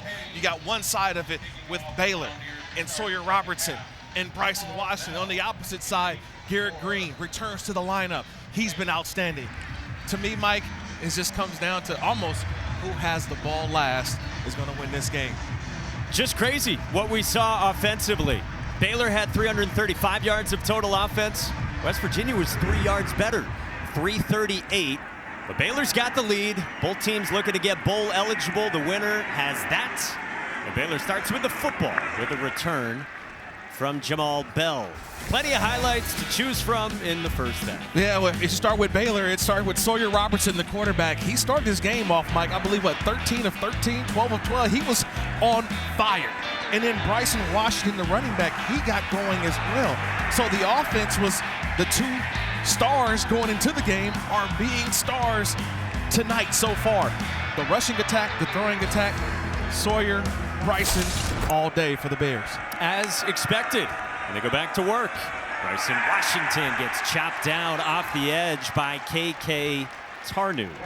This is shades of 2012 here in Morgantown. Top 25 showdown. West Virginia won 70-63. For a defensive injury. And now Sean Martin might have got hit in an uncomfortable spot as he heads off the field.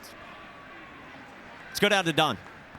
Guys, West Virginia head coach Neil Brown said that's about as bad as he's seen his defense play in a half all season long. He said it's real simple. The message is we have to tackle, but he mentioned them not being able to tear off blocks on the perimeter. He said that's why they are able to get those easy completions. That has to change this half. In their second game with the new defensive coordinator, Jeff Coons. Robertson complete again. Nothing's changed in that regard. A first down to Monterey Baldwin. He was all day. He had like 5 minutes to throw that football. Nice job on the offensive line blocking up front, and Robertson able to step into a nice throw to Baldwin.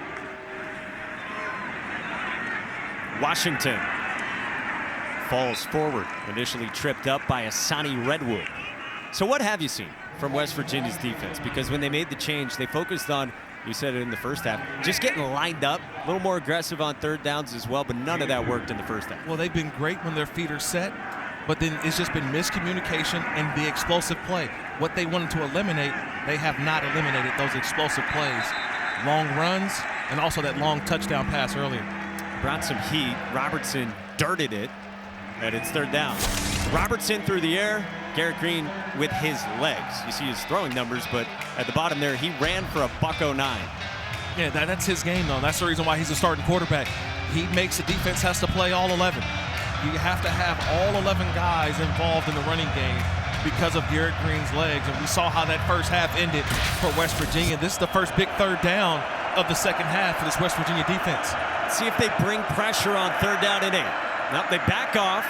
Robertson floats it downfield. Baldwin the catch and conversion.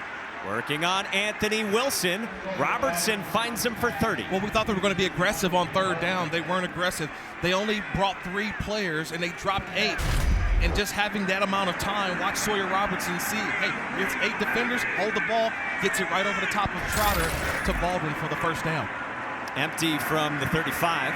Incomplete for Baldwin on the out pattern. Why not be more aggressive? Obviously, we're going to see a lot more here in the second half, but anything about Baylor's offense that they would back off? Well, I don't know if maybe it's the coverage hasn't been as tight. Maybe also, too, the tackling in that man-to-man coverage. Guys have been able to make the first guy miss and turn it into a big play. So maybe trying to keep guys in front of them. I would love to see more aggressiveness from this defense on third down in particular. Robertson only had 2 incompletions in the first half. He's got 2 already on this drive. Monterey Baldwin has come off the field here for Baylor with his helmet off. Washington on the pitch, gets cracked down after a few yards. Third down coming again for the Baylor offense. Baldwin was just holding his neck on the sideline. Had a long touchdown in the first half. I think he was tired, too. He ran 2 back-to-back plays. It's a fast, up-tempo offense, so you don't get a lot of chance to rest. You stay on the field, but this is 4-down territory regardless for Baylor. So when we look at these third down plays, I look at them as just extensions of 4th down. Tarnu blitz is off the edge. Washington the catch, slipped away. Washington a first down, but there's a flag down. Back at the 31. Yeah, that might be holding. Yeah, Ketron Jackson, or Ketron, I'm sorry, Ketron Jackson. I'm laughing because he tried to get away with a hold, but it was in front of everyone.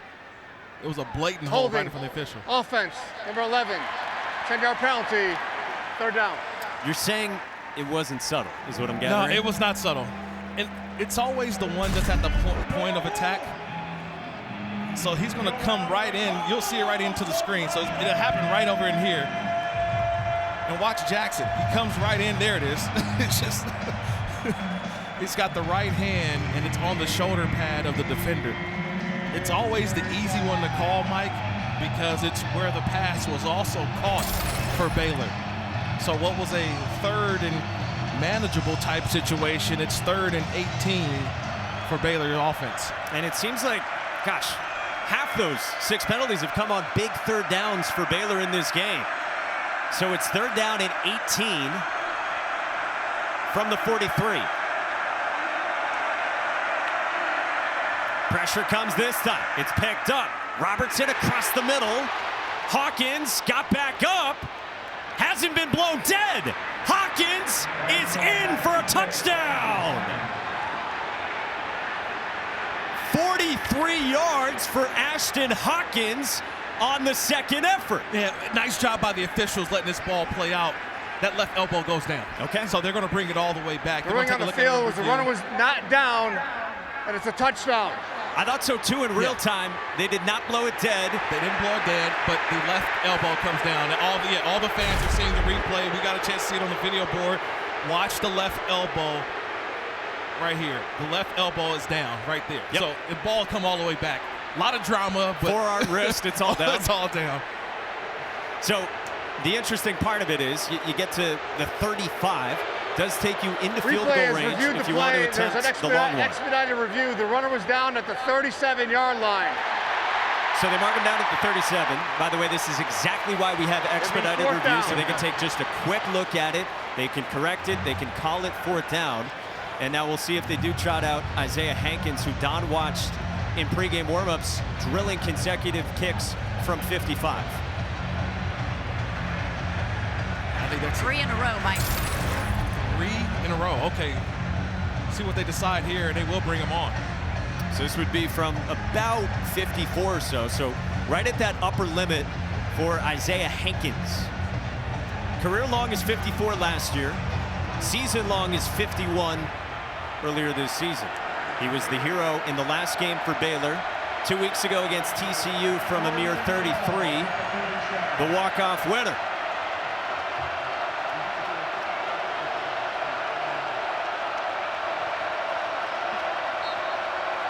He got lifted off the field in Waco after the game winner against TCU. And he'll try this one eventually, we think.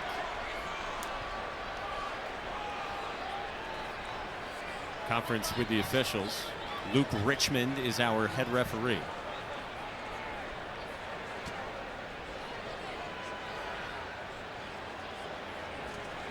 clock, yardage, any yardage, part of that? Spotting of the football. It looked more You like have the all the 35 elements. than the 37 to me, Right. but it's a little bit splitting hairs. I think they've got it situated. So if you're Isaiah Hankins, you're probably not thrilled. It Right. kind of serves as icing Icing the kick. without the timeout. Yeah, a little extra help, he said, in that winter from his newborn son, Campbell, who's now 3 weeks old.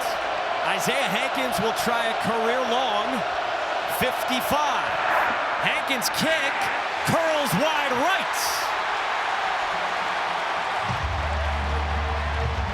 It was wide right, it was short. He didn't have the distance nor the accuracy. The operation was fine, but just a little out of the distance for Hankins. West Virginia gets the football back, down by 7.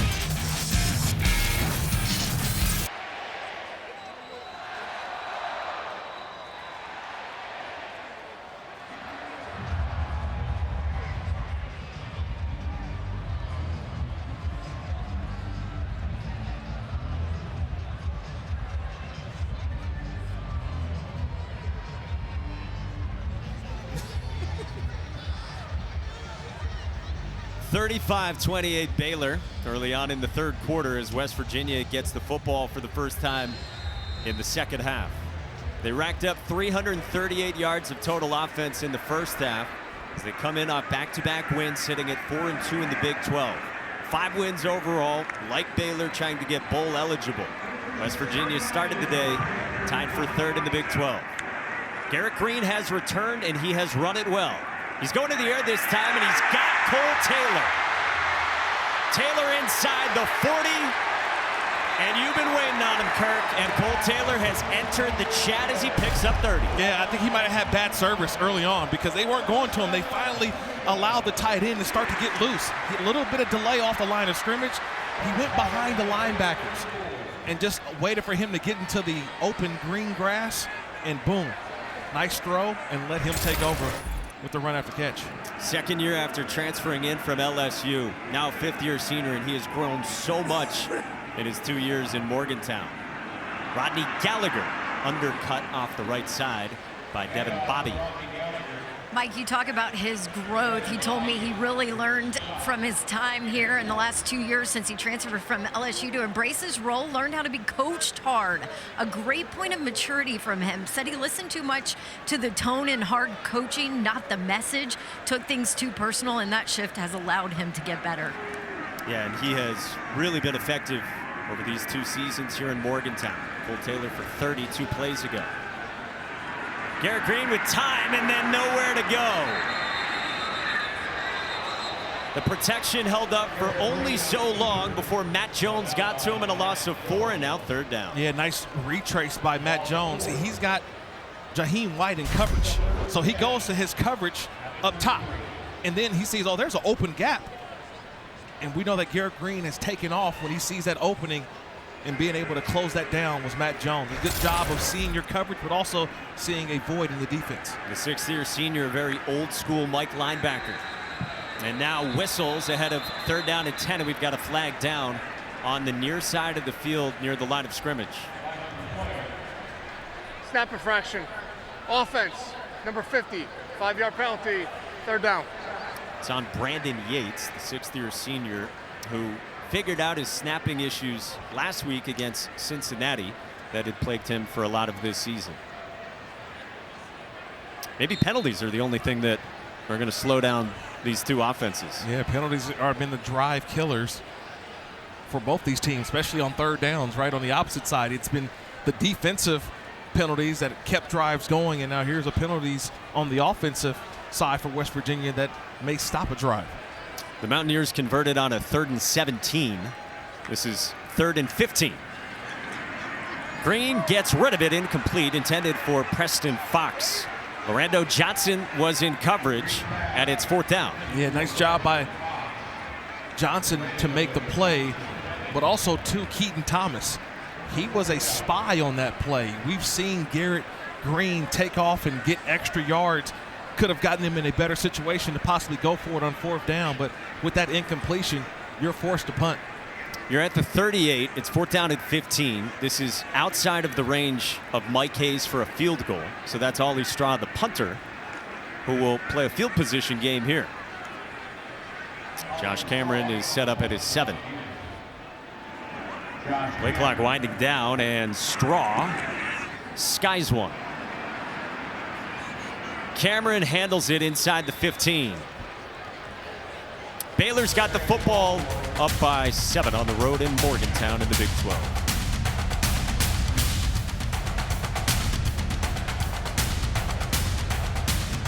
Baylor University was the then quarterbacks coach here at West Virginia.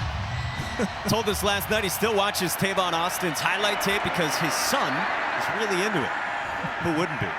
Dawson Pendergrass starts this Baylor drive straight up the middle for 5. Josiah Trotter, Jeremiah's son, in on the stop. We've got offense all over the place. Jake Spavital on the opposite side of this one for a Baylor offense that was humming in the first half. And West Virginia's defense showed no signs of stopping. Pendergrass again picks up 4 yards. It'll set up 3rd down at about a half yard. It's been the ground game of Bryson Washington. He's done it catching balls from Sawyer Robertson as well. We haven't seen Sawyer Robertson need to run at any point, but he's been really successful with that as well since taking over as the starter in week 3. Handoff, Pendergrass up the middle, and Pendergrass is close. Reed Carrico in on the stop, and it looks like it's enough for a 1st down. It was the second effort by Pendergrass. He was hit initially by Carrico, but he was able to spin, keep his body still up, and got enough for the 1st down. That second effort by Pendergrass for the 1st down.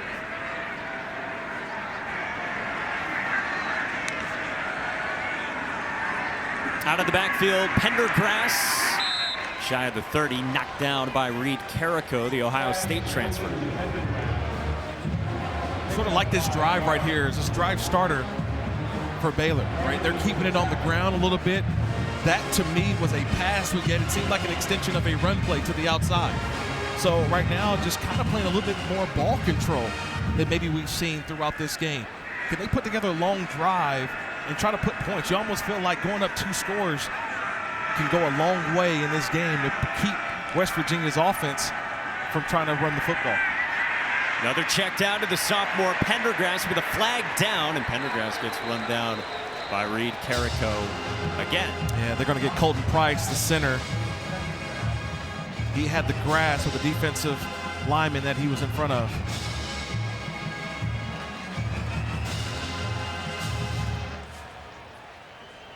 Holding, offense, number 72.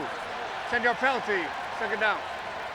So again, penalties have really knocked the rhythm for both teams offensively here midway through the 3rd quarter. Yeah, great point. That's what stopped the last drive for West Virginia offensively, and now it stops sort of the momentum that this drive was going with for Baylor. Some positive plays, and then you get a holding call that backs you up 5 yards. So Dave Aranda, whose team is on a 3-game winning streak, with all the outside noise swirling around them this season. Robertson, incomplete. Intended for Michael Trigg. Garnett Hollis in coverage, 3rd and long. Surprised he threw that football, Mike. It was 3 Mountaineers all over Trigg. They were right there on him. He had a check down available to him, got a little greedy. He's almost lucky that one was not intercepted.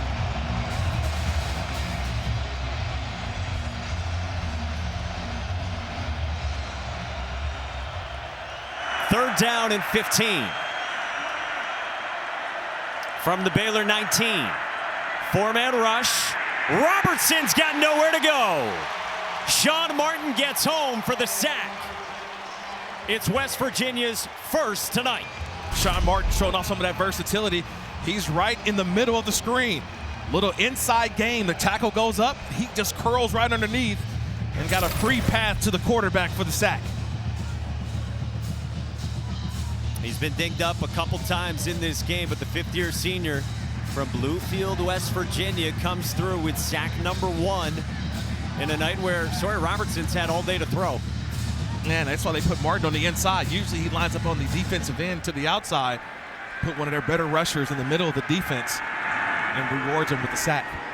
Palmer Williams gets one away, shy of midfield.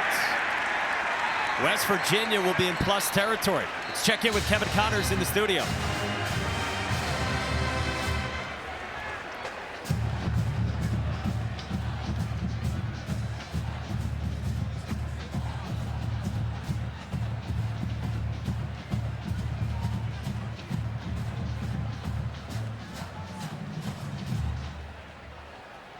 Kev, their only loss is by 7 to Ohio State 2 weeks ago, and a pretty comfortable finish. Purdue, Minnesota, Maryland. It's funny when Penn State plays, obviously Michigan and Ohio State, they're judged upon those games, but they're one of those teams that if they make it to the playoff, I do not want them. I don't want to draw them first.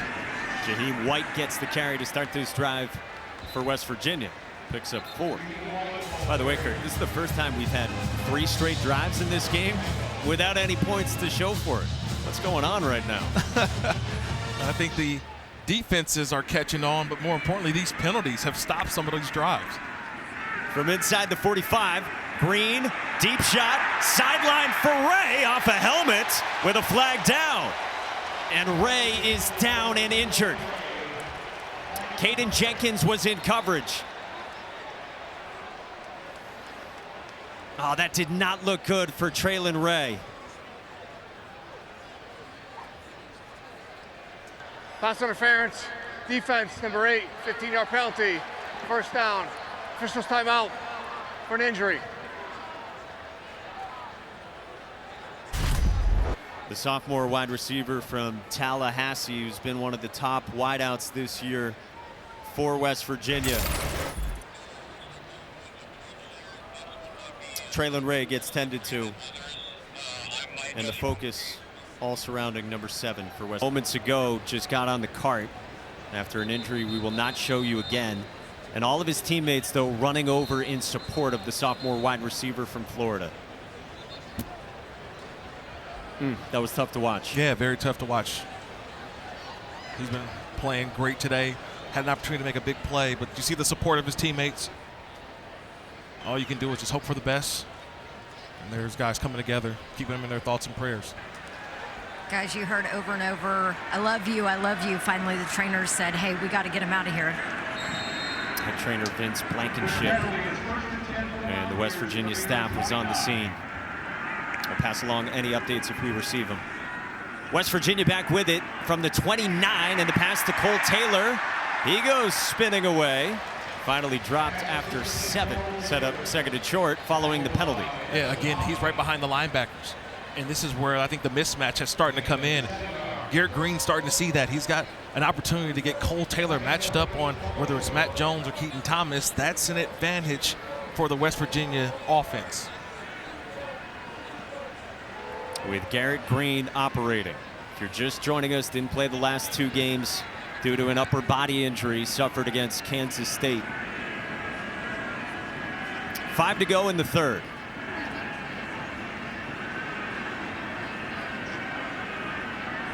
Davis in motion. Jaheim White the carry. Spinning on Keaton Thomas, and it's enough for a first down.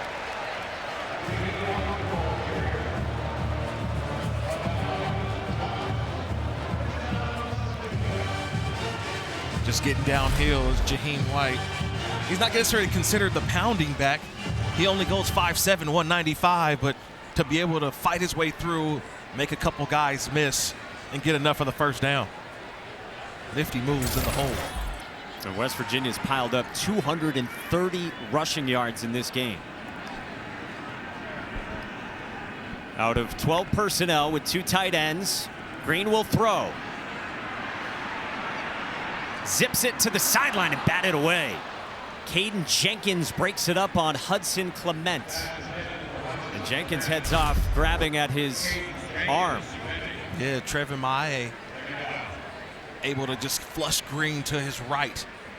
And that was a nice play by him. And then Caden Jenkins has been all over the place. He's been the man with the target on his back, finding ways to knock that ball away. So he jogs off in discomfort. LeVar Thornton, the redshirt freshman corner from Fort Worth, comes in to replace him. And remember, Baylor today is without nickel Carl Williams, who suffered a knee injury Wednesday in practice. 2 running back set. Jaheim White can't spin away from Garmin Randolph. It's a loss of 3, and it's 3rd and long.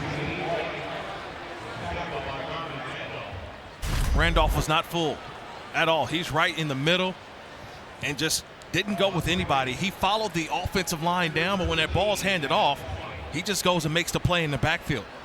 That's a tremendous job by Garmin, able to see not only through the offensive line, but to see when the ball's handed off and be able to react and make the play. He's the very experienced 6th-year senior who goes at 6'8". Mountaineers need 13. 3-man rush. Green pats it. Green takes off. Up the middle. Green inside the 10. He's short, but it sets up 4th down and short with the legs scrambling again from Garrett Green. Yeah, watch Garmin. Remember, he dropped earlier. Now watch him. He's the spy in this play.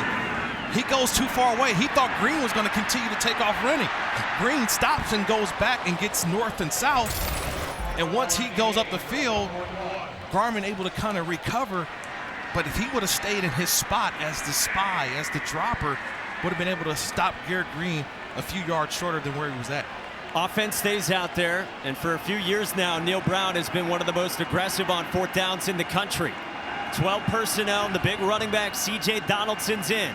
They need a yard. Green rolls and he throws, and it's a diving bid caught by Taylor, but short.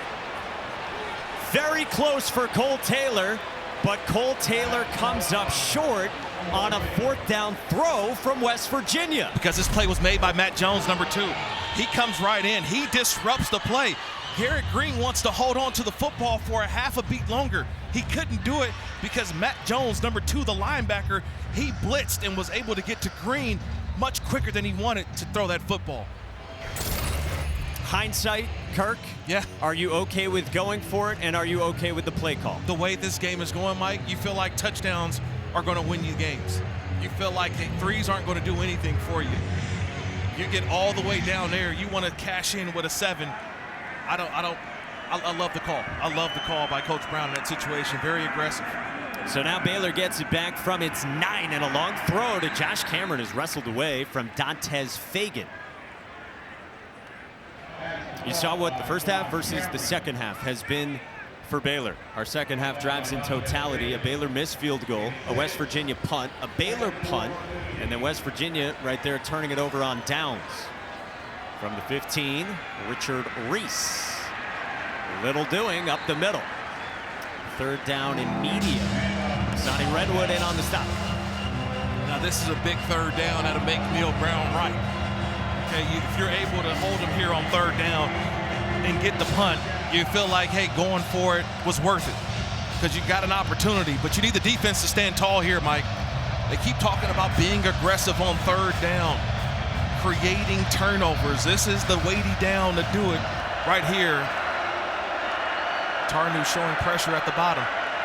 They bring 5, screen, Cameron, 1st down. He drags Josiah Trotter with enough to move the sticks. Official timeout. It's player number 40. They bring the pressure and they throw the screen opposite. So this is Sawyer Robertson seeing that screen. I mean, knowing where the screen's going to go, but seeing that blitz pressure on the opposite side, and they're just outflanked. West Virginia is outflanked to that right side. And Cameron doing it all day when he puts the ball in his hands, run after catch. Bryson Washington, the 1st down carry. How fun is Josh Cameron, by the way? Don told you his story as a walk-on in the first half. Redshirt junior, 34 on a wideout, and the punt returner is deceiving. Hey, that's my college number. So I like the 34, but I think it's very deceiving to your point, Mike, that you see him with the ball in his hands, and he's kind of like a tight end. He looks more like a tight end than he does wide receiver. But when he gets the ball in his hands, very elusive, and he's made the first guy miss all game long. He's got 5 catches for 101 yards.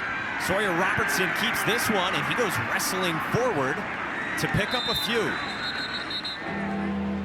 Couple yards on the carry, and it'll set up third down inside of 30 seconds to go until the fourth. And will we see this play happen in the fourth quarter? And the way this offense looks, they may just sit on it. And this play, 3rd and 4, start the fourth quarter. Inside of 5 seconds. And West Virginia won't jump, and Baylor will do just that. They'll take it to the fourth quarter the end of the third with the lead. quarter. What was that we said about all the points? No points in the third. Come on back for the fourth. Coach Brown, you told me at halftime you needed your defense to tackle a little bit better. What have you seen so far? Well, we've been better. You know, this third down is going to be huge. We got to be able to stick it in down in the red zone. We had a play there that was close. You know, tough emotionally, you know, to watch Traylon Ray. Obviously, that was a bad injury, and then having to go right back out there. We just got to take it when we get in the red zone, score touchdowns. Thank you, Coach. Thanks. A huge third down for Baylor from the 30. Sawyer Robertson, incomplete. Dropped by Monterey Baldwin. He had him. He had him. It was one-on-one. Monterey Baldwin on the linebacker, Carrico. And Carrico saying, thank you. Thank you. Thank you that he dropped it.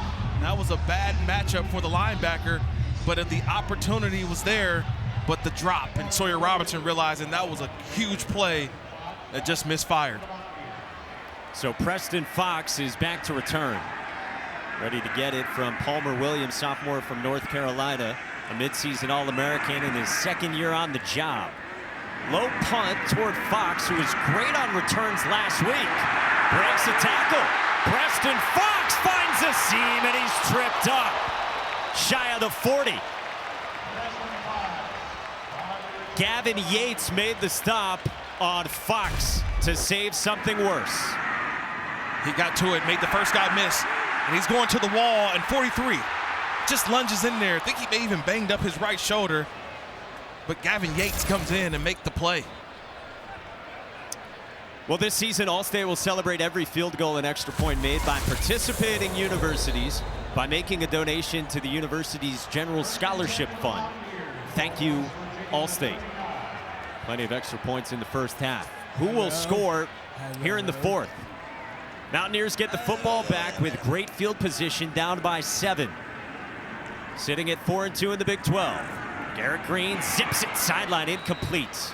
Behind Justin Robinson, with Caden Jenkins back into the ballgame for Baylor. You notice one thing sometimes about Baylor defensively, their corners are playing a lot off. So if you're going to play off, the underneath throws are going to be there for you if you're West Virginia. But you see how they continue to break up? These defenders are not afraid. They're not going to get beat deep, but they're going to make Garrett Green have to check the ball down, and they're going to rally up and tackle. The defense led by Dave Aranda. Again, he has taken over play calling this year. Had to make changes this season. C.J. Donaldson spins toward the 40, but not much doing. Orlando Johnson, the corner, came up to make the stop after just a yard, and it's third down. Well, you got a corner being nosy, right? He's getting in there making the play. Unafraid are these corners and secondary players. Up tempo for West Virginia. Green uncorks down the middle, and Clement hangs on. It's a first down and 22 yards. Yeah, nice throw. He had to get it over to 6'5" Steve Linton, the linebacker, number 10. He had to climb the ladder, but just couldn't get there. Nice throw to Clement. Plus territory, and Green hopping his way, and he couldn't get the edge. Keaton Thomas wraps him up for a loss. Keaton Thomas is having himself a day, Mike. Number 11 has been all over the field. I know it's his return to West Virginia, where he started school, but just watch number 11, just the will to want to. Refuses to be blocked, turns back upfield, and makes a play on the quarterback. Keaton Thomas, number 11, man, playing some ball. Hyper energetic redshirt sophomore who injured his own shoulder working out on the sleds earlier this season. It's the kind of energy he's always got. Second down and 13. Fake it to Gallagher, and Green with a stiff arm. And not much more for Garrett Green. LeVar Thornton in on the stop after a couple, and it's third down. Mike and Kirk, I know you were just talking about Keaton Thomas. I want to point something else out to you. You might notice for the first time since the Iowa State game, he's without that cast on his right hand. Broke his pinky on that hand against Iowa State, had to learn how to get off blocks and tackle with the cast, and it is gone. Kirk, I know you can attest to how much of a difference that makes. Oh, you feel free. Oh, you're running around. You're ready to hit anything moving. You got full functions of those hands. Now you feel like you can intercept the ball a lot better, too. He drops in coverage on third down with a flag down, and Rodney Gallagher is short of the sticks. We'll check the marker with Baylor maybe jumping pre-snap. Yeah, do you decline the penalty and go 3rd and 5, or you got 4th and 2? I think that they accept the penalty, go 3rd and 5. Offside. Defense. Number 10. 5-yard penalty. 3rd down. I think it's the right call as well. Right. Maybe 4th and 2, like you said, maybe even 4th and 1. But right. I do think this is the better call. And again, the penalties pile up for Baylor. That's now 9, a season high. And we said how many of them have come in big spots on 3rd downs. Yeah, and how aggressive will Dave Aranda's defense they be right here on 3rd down? You're just outside of field goal range. So perhaps 4-down territory anyway for West Virginia, down by 7. Pretty aggressive. Pressure comes. Green got it away. Low to Taylor and incomplete. Inaccurate throwing on the move. And it's 4th down. And the offense does stay out there.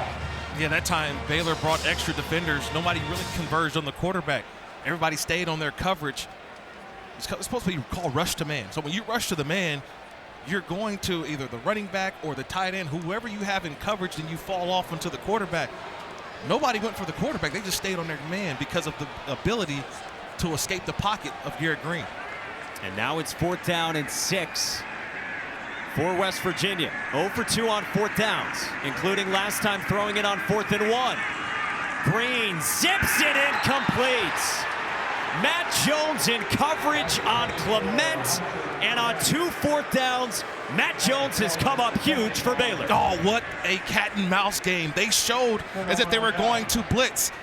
They didn't blitz. Matt Jones is at the line of scrimmage. He pops out. Back here in Morgantown, that last 4th down, I want you to watch Matt Jones. He's the linebacker right here. He's showing as if he's going to blitz. At the snap of the ball, he drops back in coverage. Garrett Green never sees him. He knocks the ball away, and the Baylor Bears are off the field defensively on a 4th down stop. And so they get it back offensively, and Bryson Washington continues a productive day catching passes. And we've got a West Virginia player down injured after a 7-yard pickup for Washington after the 4th down stop from Matt Jones and Baylor.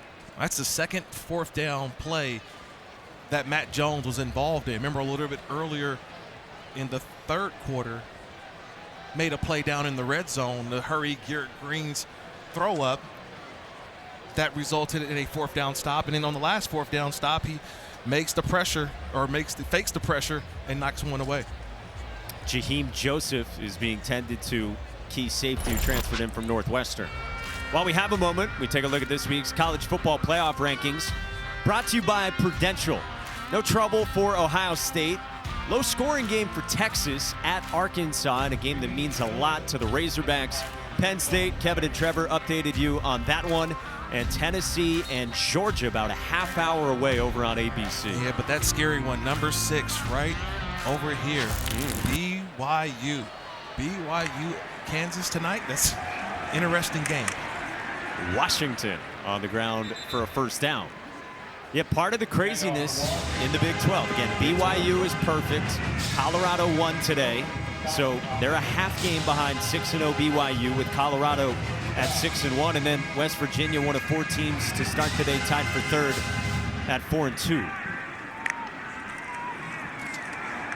Robertson, low throw, incomplete toward Ashton Hawkins.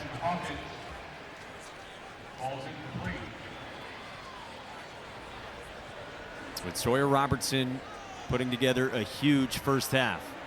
Former top 60 recruit in our ESPN 300. Was well decorated coming out of Lubbock. Went to Mississippi State, now year 2 with Baylor. Gavin Yates, the fullback, out of the backfield Only his third catch of the season. The former walk-on defensive end for 7, and it's third down. Man, he's got that big brace on, Mike. Remember, he made that play on Preston Fox on the kickoff return, right? So, on the punt return. That could have been a huge play. So see him back out there, Yates, is a huge sign for Baylor. Third down.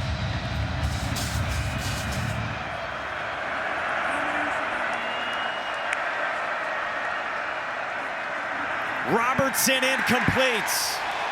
Wanted Hal Presley, who does get a flag. It came in late on the route run by Hal Presley. Yeah, they're going to get Dantes Fagan 13. It's the left hand, the left arm on Presley. Presley did a good job at the line of scrimmage, but watch the left hand of Dantes Fagan. That's what the officials called. Pass interference. Defense, number 16. The ball will be placed at the spot of the foul. Automatic first down. Yeah, they mean 13. Yep, watch 13. See the left hand? And then he comes back with the right. So they got both of them. Just too much. Can't grab the initial grab, and then to follow it back up with the right arm. Fagan, the 6th-year senior, transfer from Charlotte, who's now at his 4th school. Neil Brown does not like it, and it sends Baylor to the 34, up by 7 inside of 11 minutes to go. Robertson got away from pressure, and he throws incomplete for Cameron.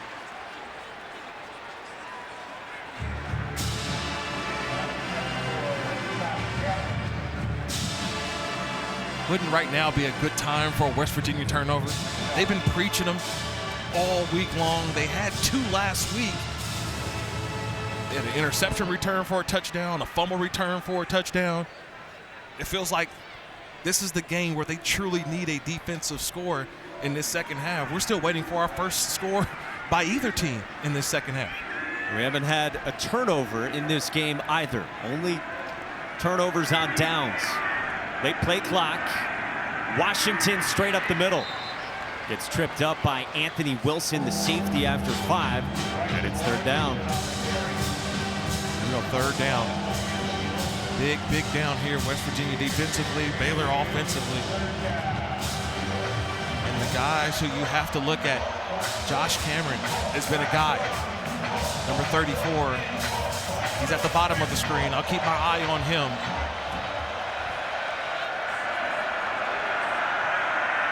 That's Josh Cameron matched up with Garnett Hollis.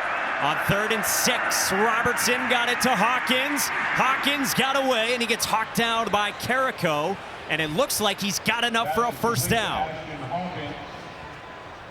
Ashton Hawkins has stepped up in a major way today for this Baylor offense. Yeah, it's nice route combination. You get the outside receiver to go to the outside, and you get just one-on-one with Hawkins. But no, there's no linebacker, there's no safety. They caught it right on the blitz. Yeah, the slot corner blitz, like you said, KK Tarnu, and Hawkins and Robertson recognized it. Washington, straight up the middle. That powerful running from Bryson Washington, running at Sean Martin. And he picks up about 7. Look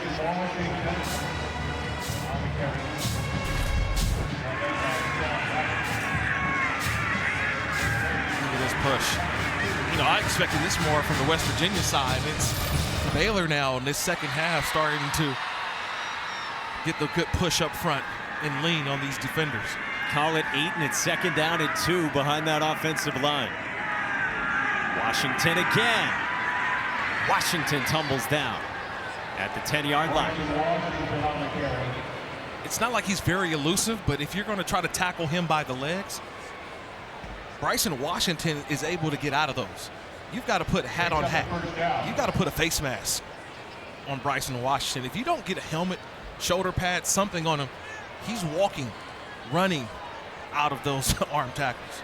Dave Aranda said this week, Washington looks for contact, and then it energizes his teammates. 1st and goal, Washington again. Up the middle, finishing a run! Touchdown! They would not be denied.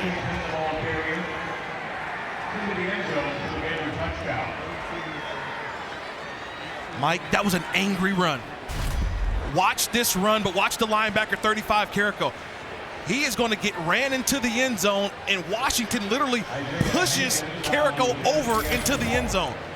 It's 35 on 30, and 30 wins the battle all the way into the end zone.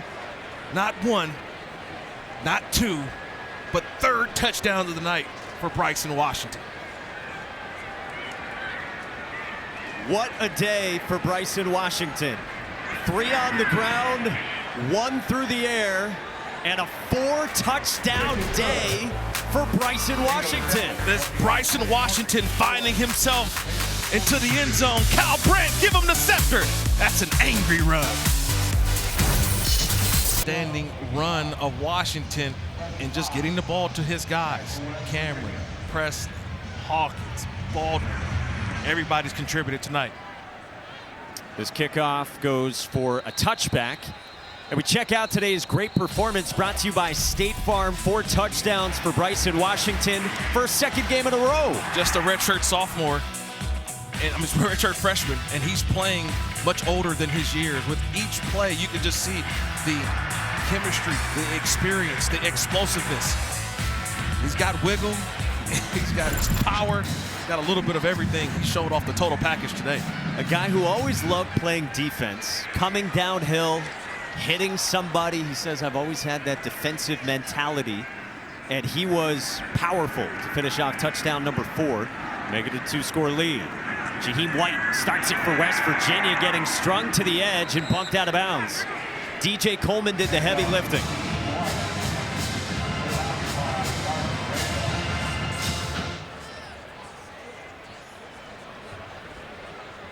Okay.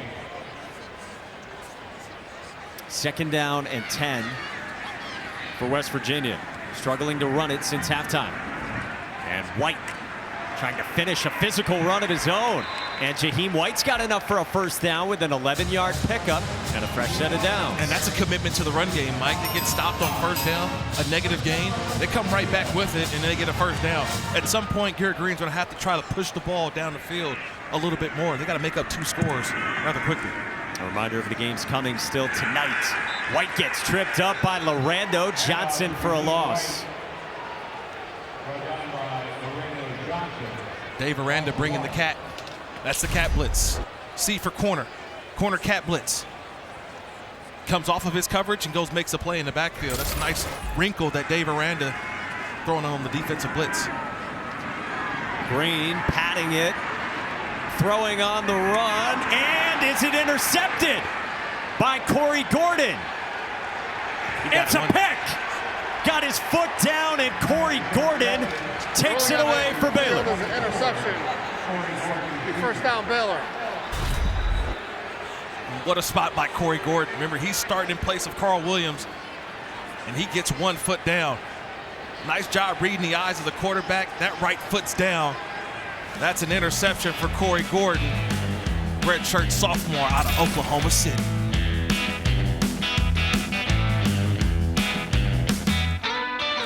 Who will step up in that one? Winner again is about a near lock for the playoff. Baylor gets it back up by 14 with 7 minutes to go, and Dawson Pendergrass running hard for the Bears. Tyron Bradley finally got him down. It's a first down.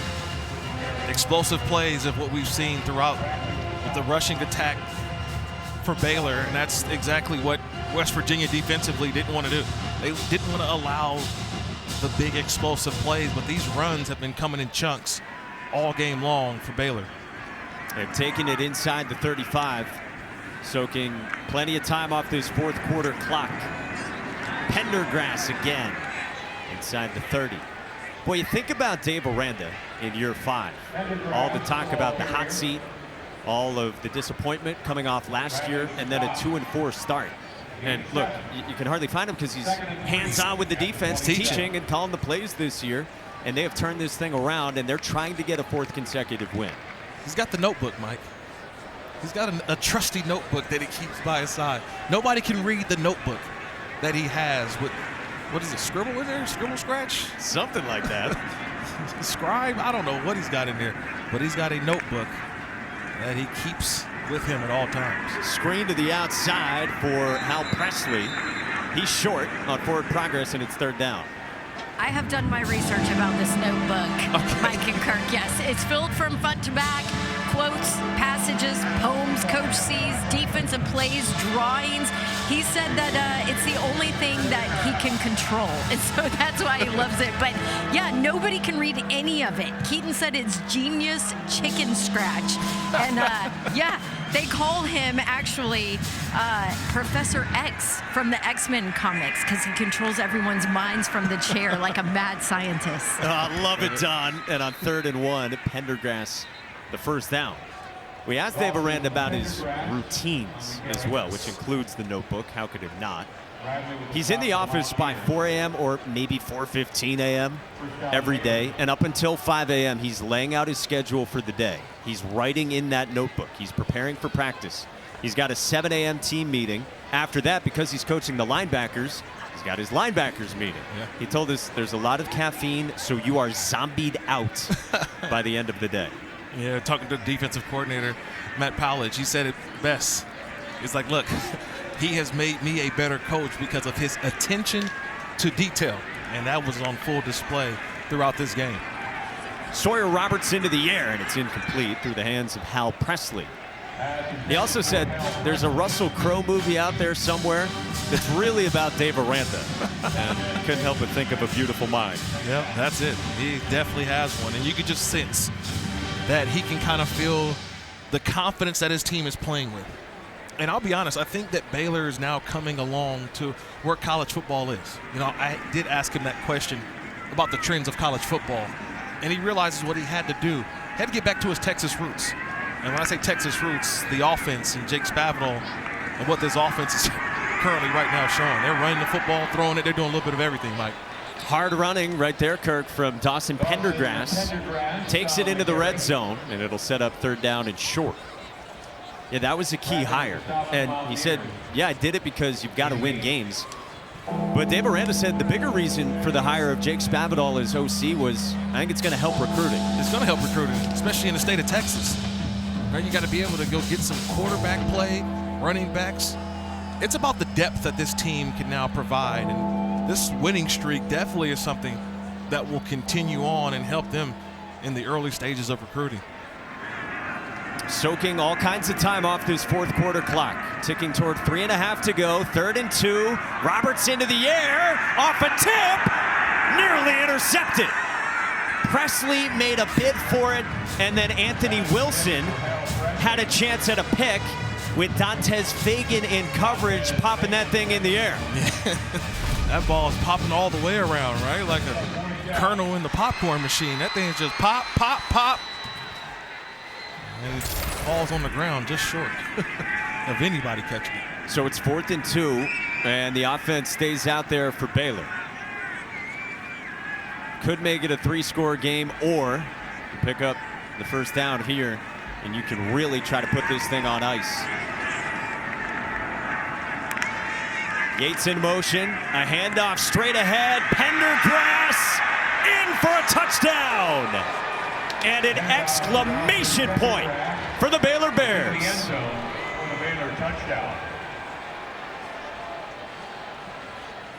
It's been the run game of Washington, and now Pendergrass right through the line of scrimmage, telling them to come on and go with me. Come on over to my place, into the end zone for a touchdown. Dawson Pendergrass trying to turn off the lights in Morgantown. And light a candle. The lead is 21 for Baylor with 3:24 to go. Sawyer Robertson was excellent in the first half, and then Washington and Pendergrass here in the second for Dave Aranda. Don. You know, everybody wrote Baylor off at 2-4, guys, and head coach Dave Aranda pulled this picture out to show his team from a mountain in Hawaii. He said, at 2-4, we weren't even in this picture, and now we're on the stairs up the mountain. It seems impossible. It looks impossible, but it was really his way of saying just keep climbing one step, one game at a time. focus on that path. Yeah, finish off the season. There you go, Kirk. Where are they on the path They're now? up there now. They're a little higher than they when they first started. I don't even think there were stairs yet. They were still on the flat part of that climb. Now that climb, they're up there. Dave said they weren't even in the picture. They weren't even in the picture. When it started at 2 and 4, he said we were not even on that picture of that mountain in Hawaii. They just climb. You keep climbing. Don, it's such great stuff from you. And it's the story of Baylor's season and trying to make it a 4-game winning streak, 3.5 minutes away from doing just that. I've always had coaches would say too, Mike and Don, while you're still climbing the mountain, don't look back and see how far you've gone. Continue the journey. Keep looking forward. Don't look backwards. You can't go back. Just only go forward. And that's the way it's seen, is the way this 3-game winning streak, and now on the verge of win number 4 in a row. Leading by 3 touchdowns in the fourth quarter in Morgantown.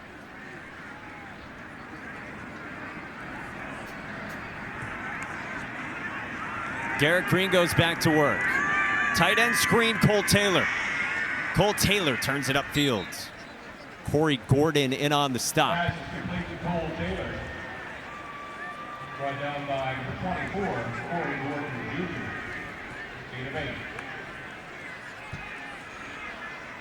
On second down, Green slings it complete across the middle to Day Farmer. And the true freshman's got it out to midfield. Just his 4th collegiate touch. Miller with the tackle. First down, West Virginia. All 3 timeouts for West Virginia with the clock under 3 minutes to go. Down big in the 4th. Pressure off the edge. Green got it away. Jump ball, double coverage, and nearly intercepted by Redding. Mirando Johnson had the coverage. Yeah, he put the 2 seat belts on. He said he's out there locking them up. He's got a cast on too. It's just, we've seen casts all over the place today. Players taking them off, putting them on. But if you're Baylor, you're in a great position. These defensive backs, they came in banged up in that secondary. And think about it, they have held this West Virginia offense scoreless in the second half. This is an I don't know what was said defensively amongst these guys for Baylor, but so far they've played an outstanding second half. Green takes off straight up the middle and with a head fake. Tumbles outside the 30. Jacob Redding in on the stop. The redshirt freshman getting his first defensive snaps of the year.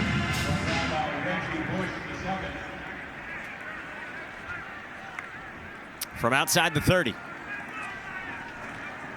Green flushed, and he will float that incomplete. Garmin Randolph applied the pressure. So Baylor looking to get to 4-3 in the Big 12, 6-4 overall, and get bowl eligible. Meantime, for West Virginia, this would be another home loss in a season that's been filled with them. It would drop Neil Brown's team to 5-5 this year. Let's deal with UCF coming to town next week, followed by that final final game of the season, regular season, at Texas Tech. So still some work to be done for West Virginia. Still trying to get bowl eligible as well.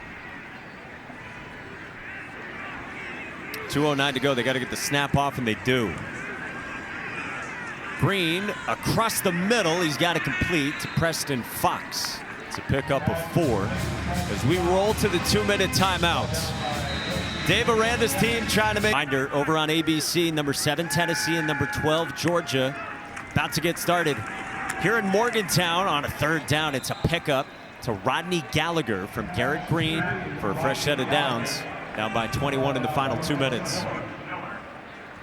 Baylor trying to win in Morgantown for the first time ever in their 7th game here at Milan Puskar Stadium. Garrett Green fires incomplete over the top of Cole Taylor. Yeah, it's been a long time coming for Baylor, and I think they realized that too. And you saw it earlier on. Remember, go back to the first quarter, they're up a couple scores, and Dave Aranda decided to surprise onside. So they felt like they knew they were going to have to steal some possessions throughout this game, Mike, because defensively we haven't seen many turnovers. Baylor got the 1 turnover on the interception from Green, but other than that, it was a back-and-forth football game But it's a story of the second half. And Baylor dominated the second half to where West Virginia just never really matched the intensity that Baylor played with. Nobody scored in the third quarter. Baylor's got all 14 points in the fourth quarter.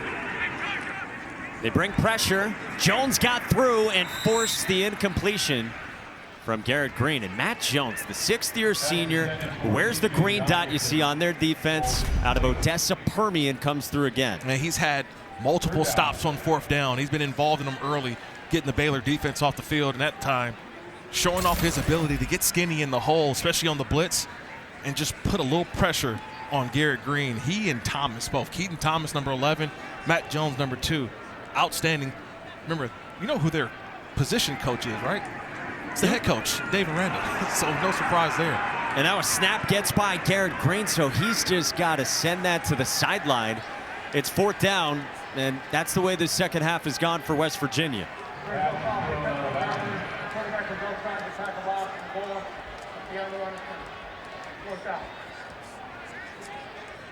Fans have really filtered out. They even made an announcement here with about 7 minutes to go in a two-score game that there are 2 lanes leading out of here. And then fans started filing out of the stadium, with Baylor really picking things up here in the fourth. So it's fourth down. You got to go for it, obviously, from the 19-yard line. Late substitution from West Virginia, meaning Baylor could do the same.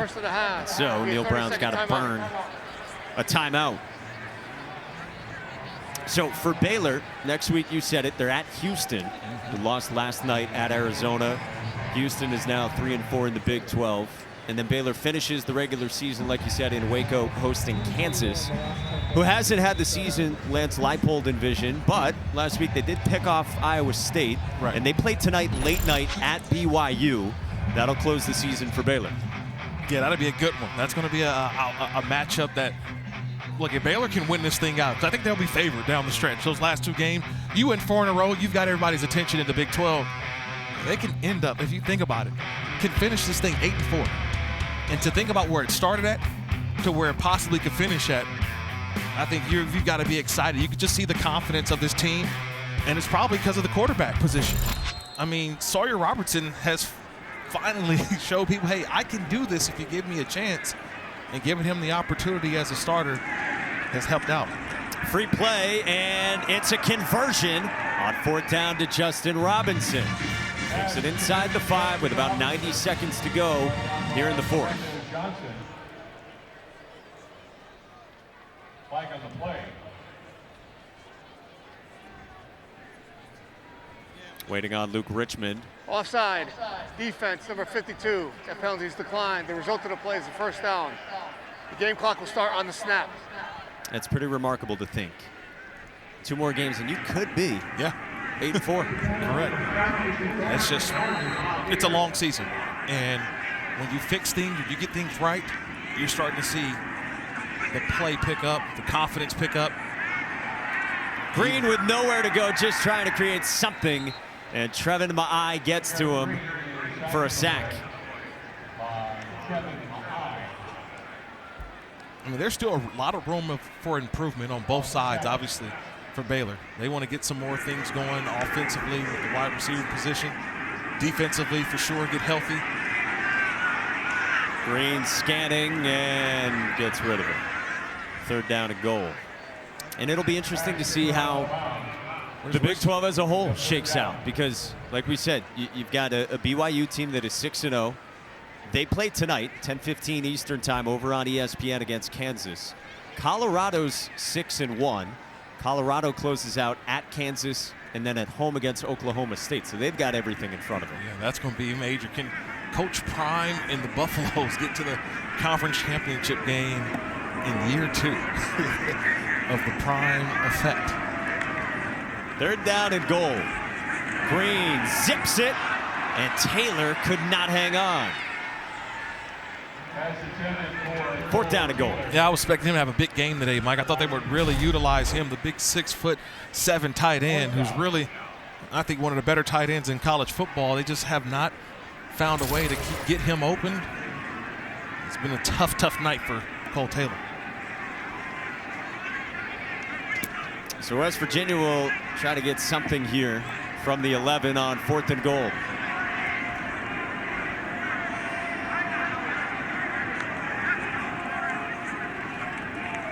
Garrett Green fires back in the end zone, and Taylor makes the catch for a touchdown. With 55 seconds to go, Green connects with Taylor for 6. I thought this would be there all night for West Virginia. Just the mismatch, putting that ball up and allowing the big 6'7" tight end to go grab it. Not a lot of guys can jump and get to where he's at. I thought that would be a part of the game plan, but kudos to Baylor's defense. They made it difficult for Garrett Green and these receivers, and they really stopped the rushing attack. Jaheim White early on, Donaldson had some runs early on, but I think as the game went on, especially in the second half, they limited the run and really made West Virginia one-dimensional. Mike Hayes does come out for the extra point after it looked like West Virginia might go for 2. Instead, Hayes is out there.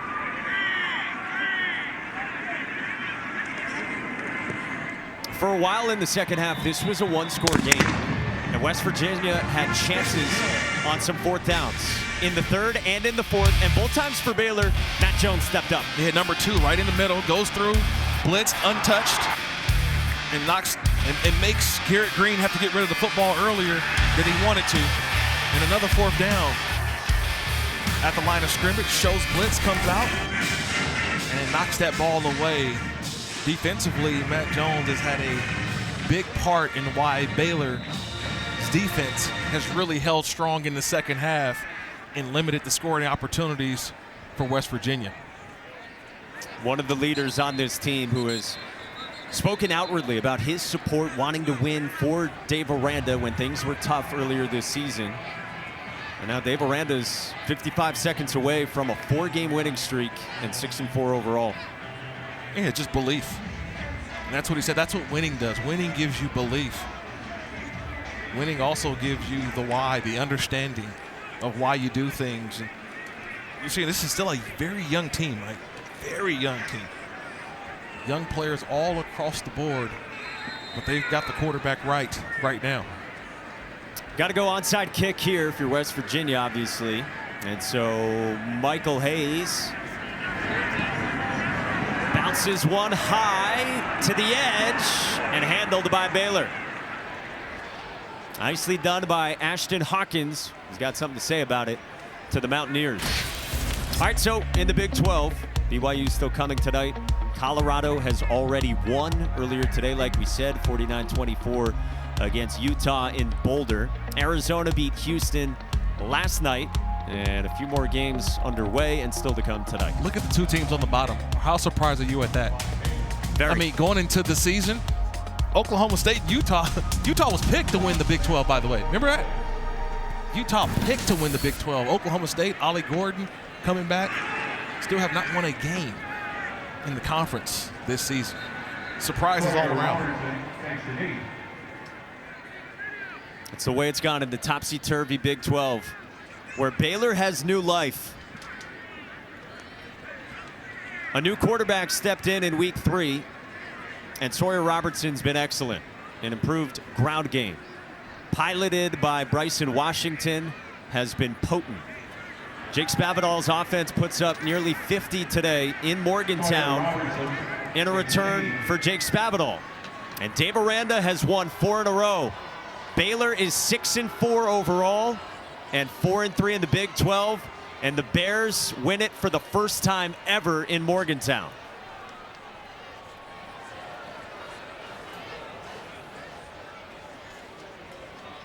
One year ago for Dave Aranda against West Virginia. That morning, he was explaining why he should keep his job. Now, they're on a 4-game winning streak.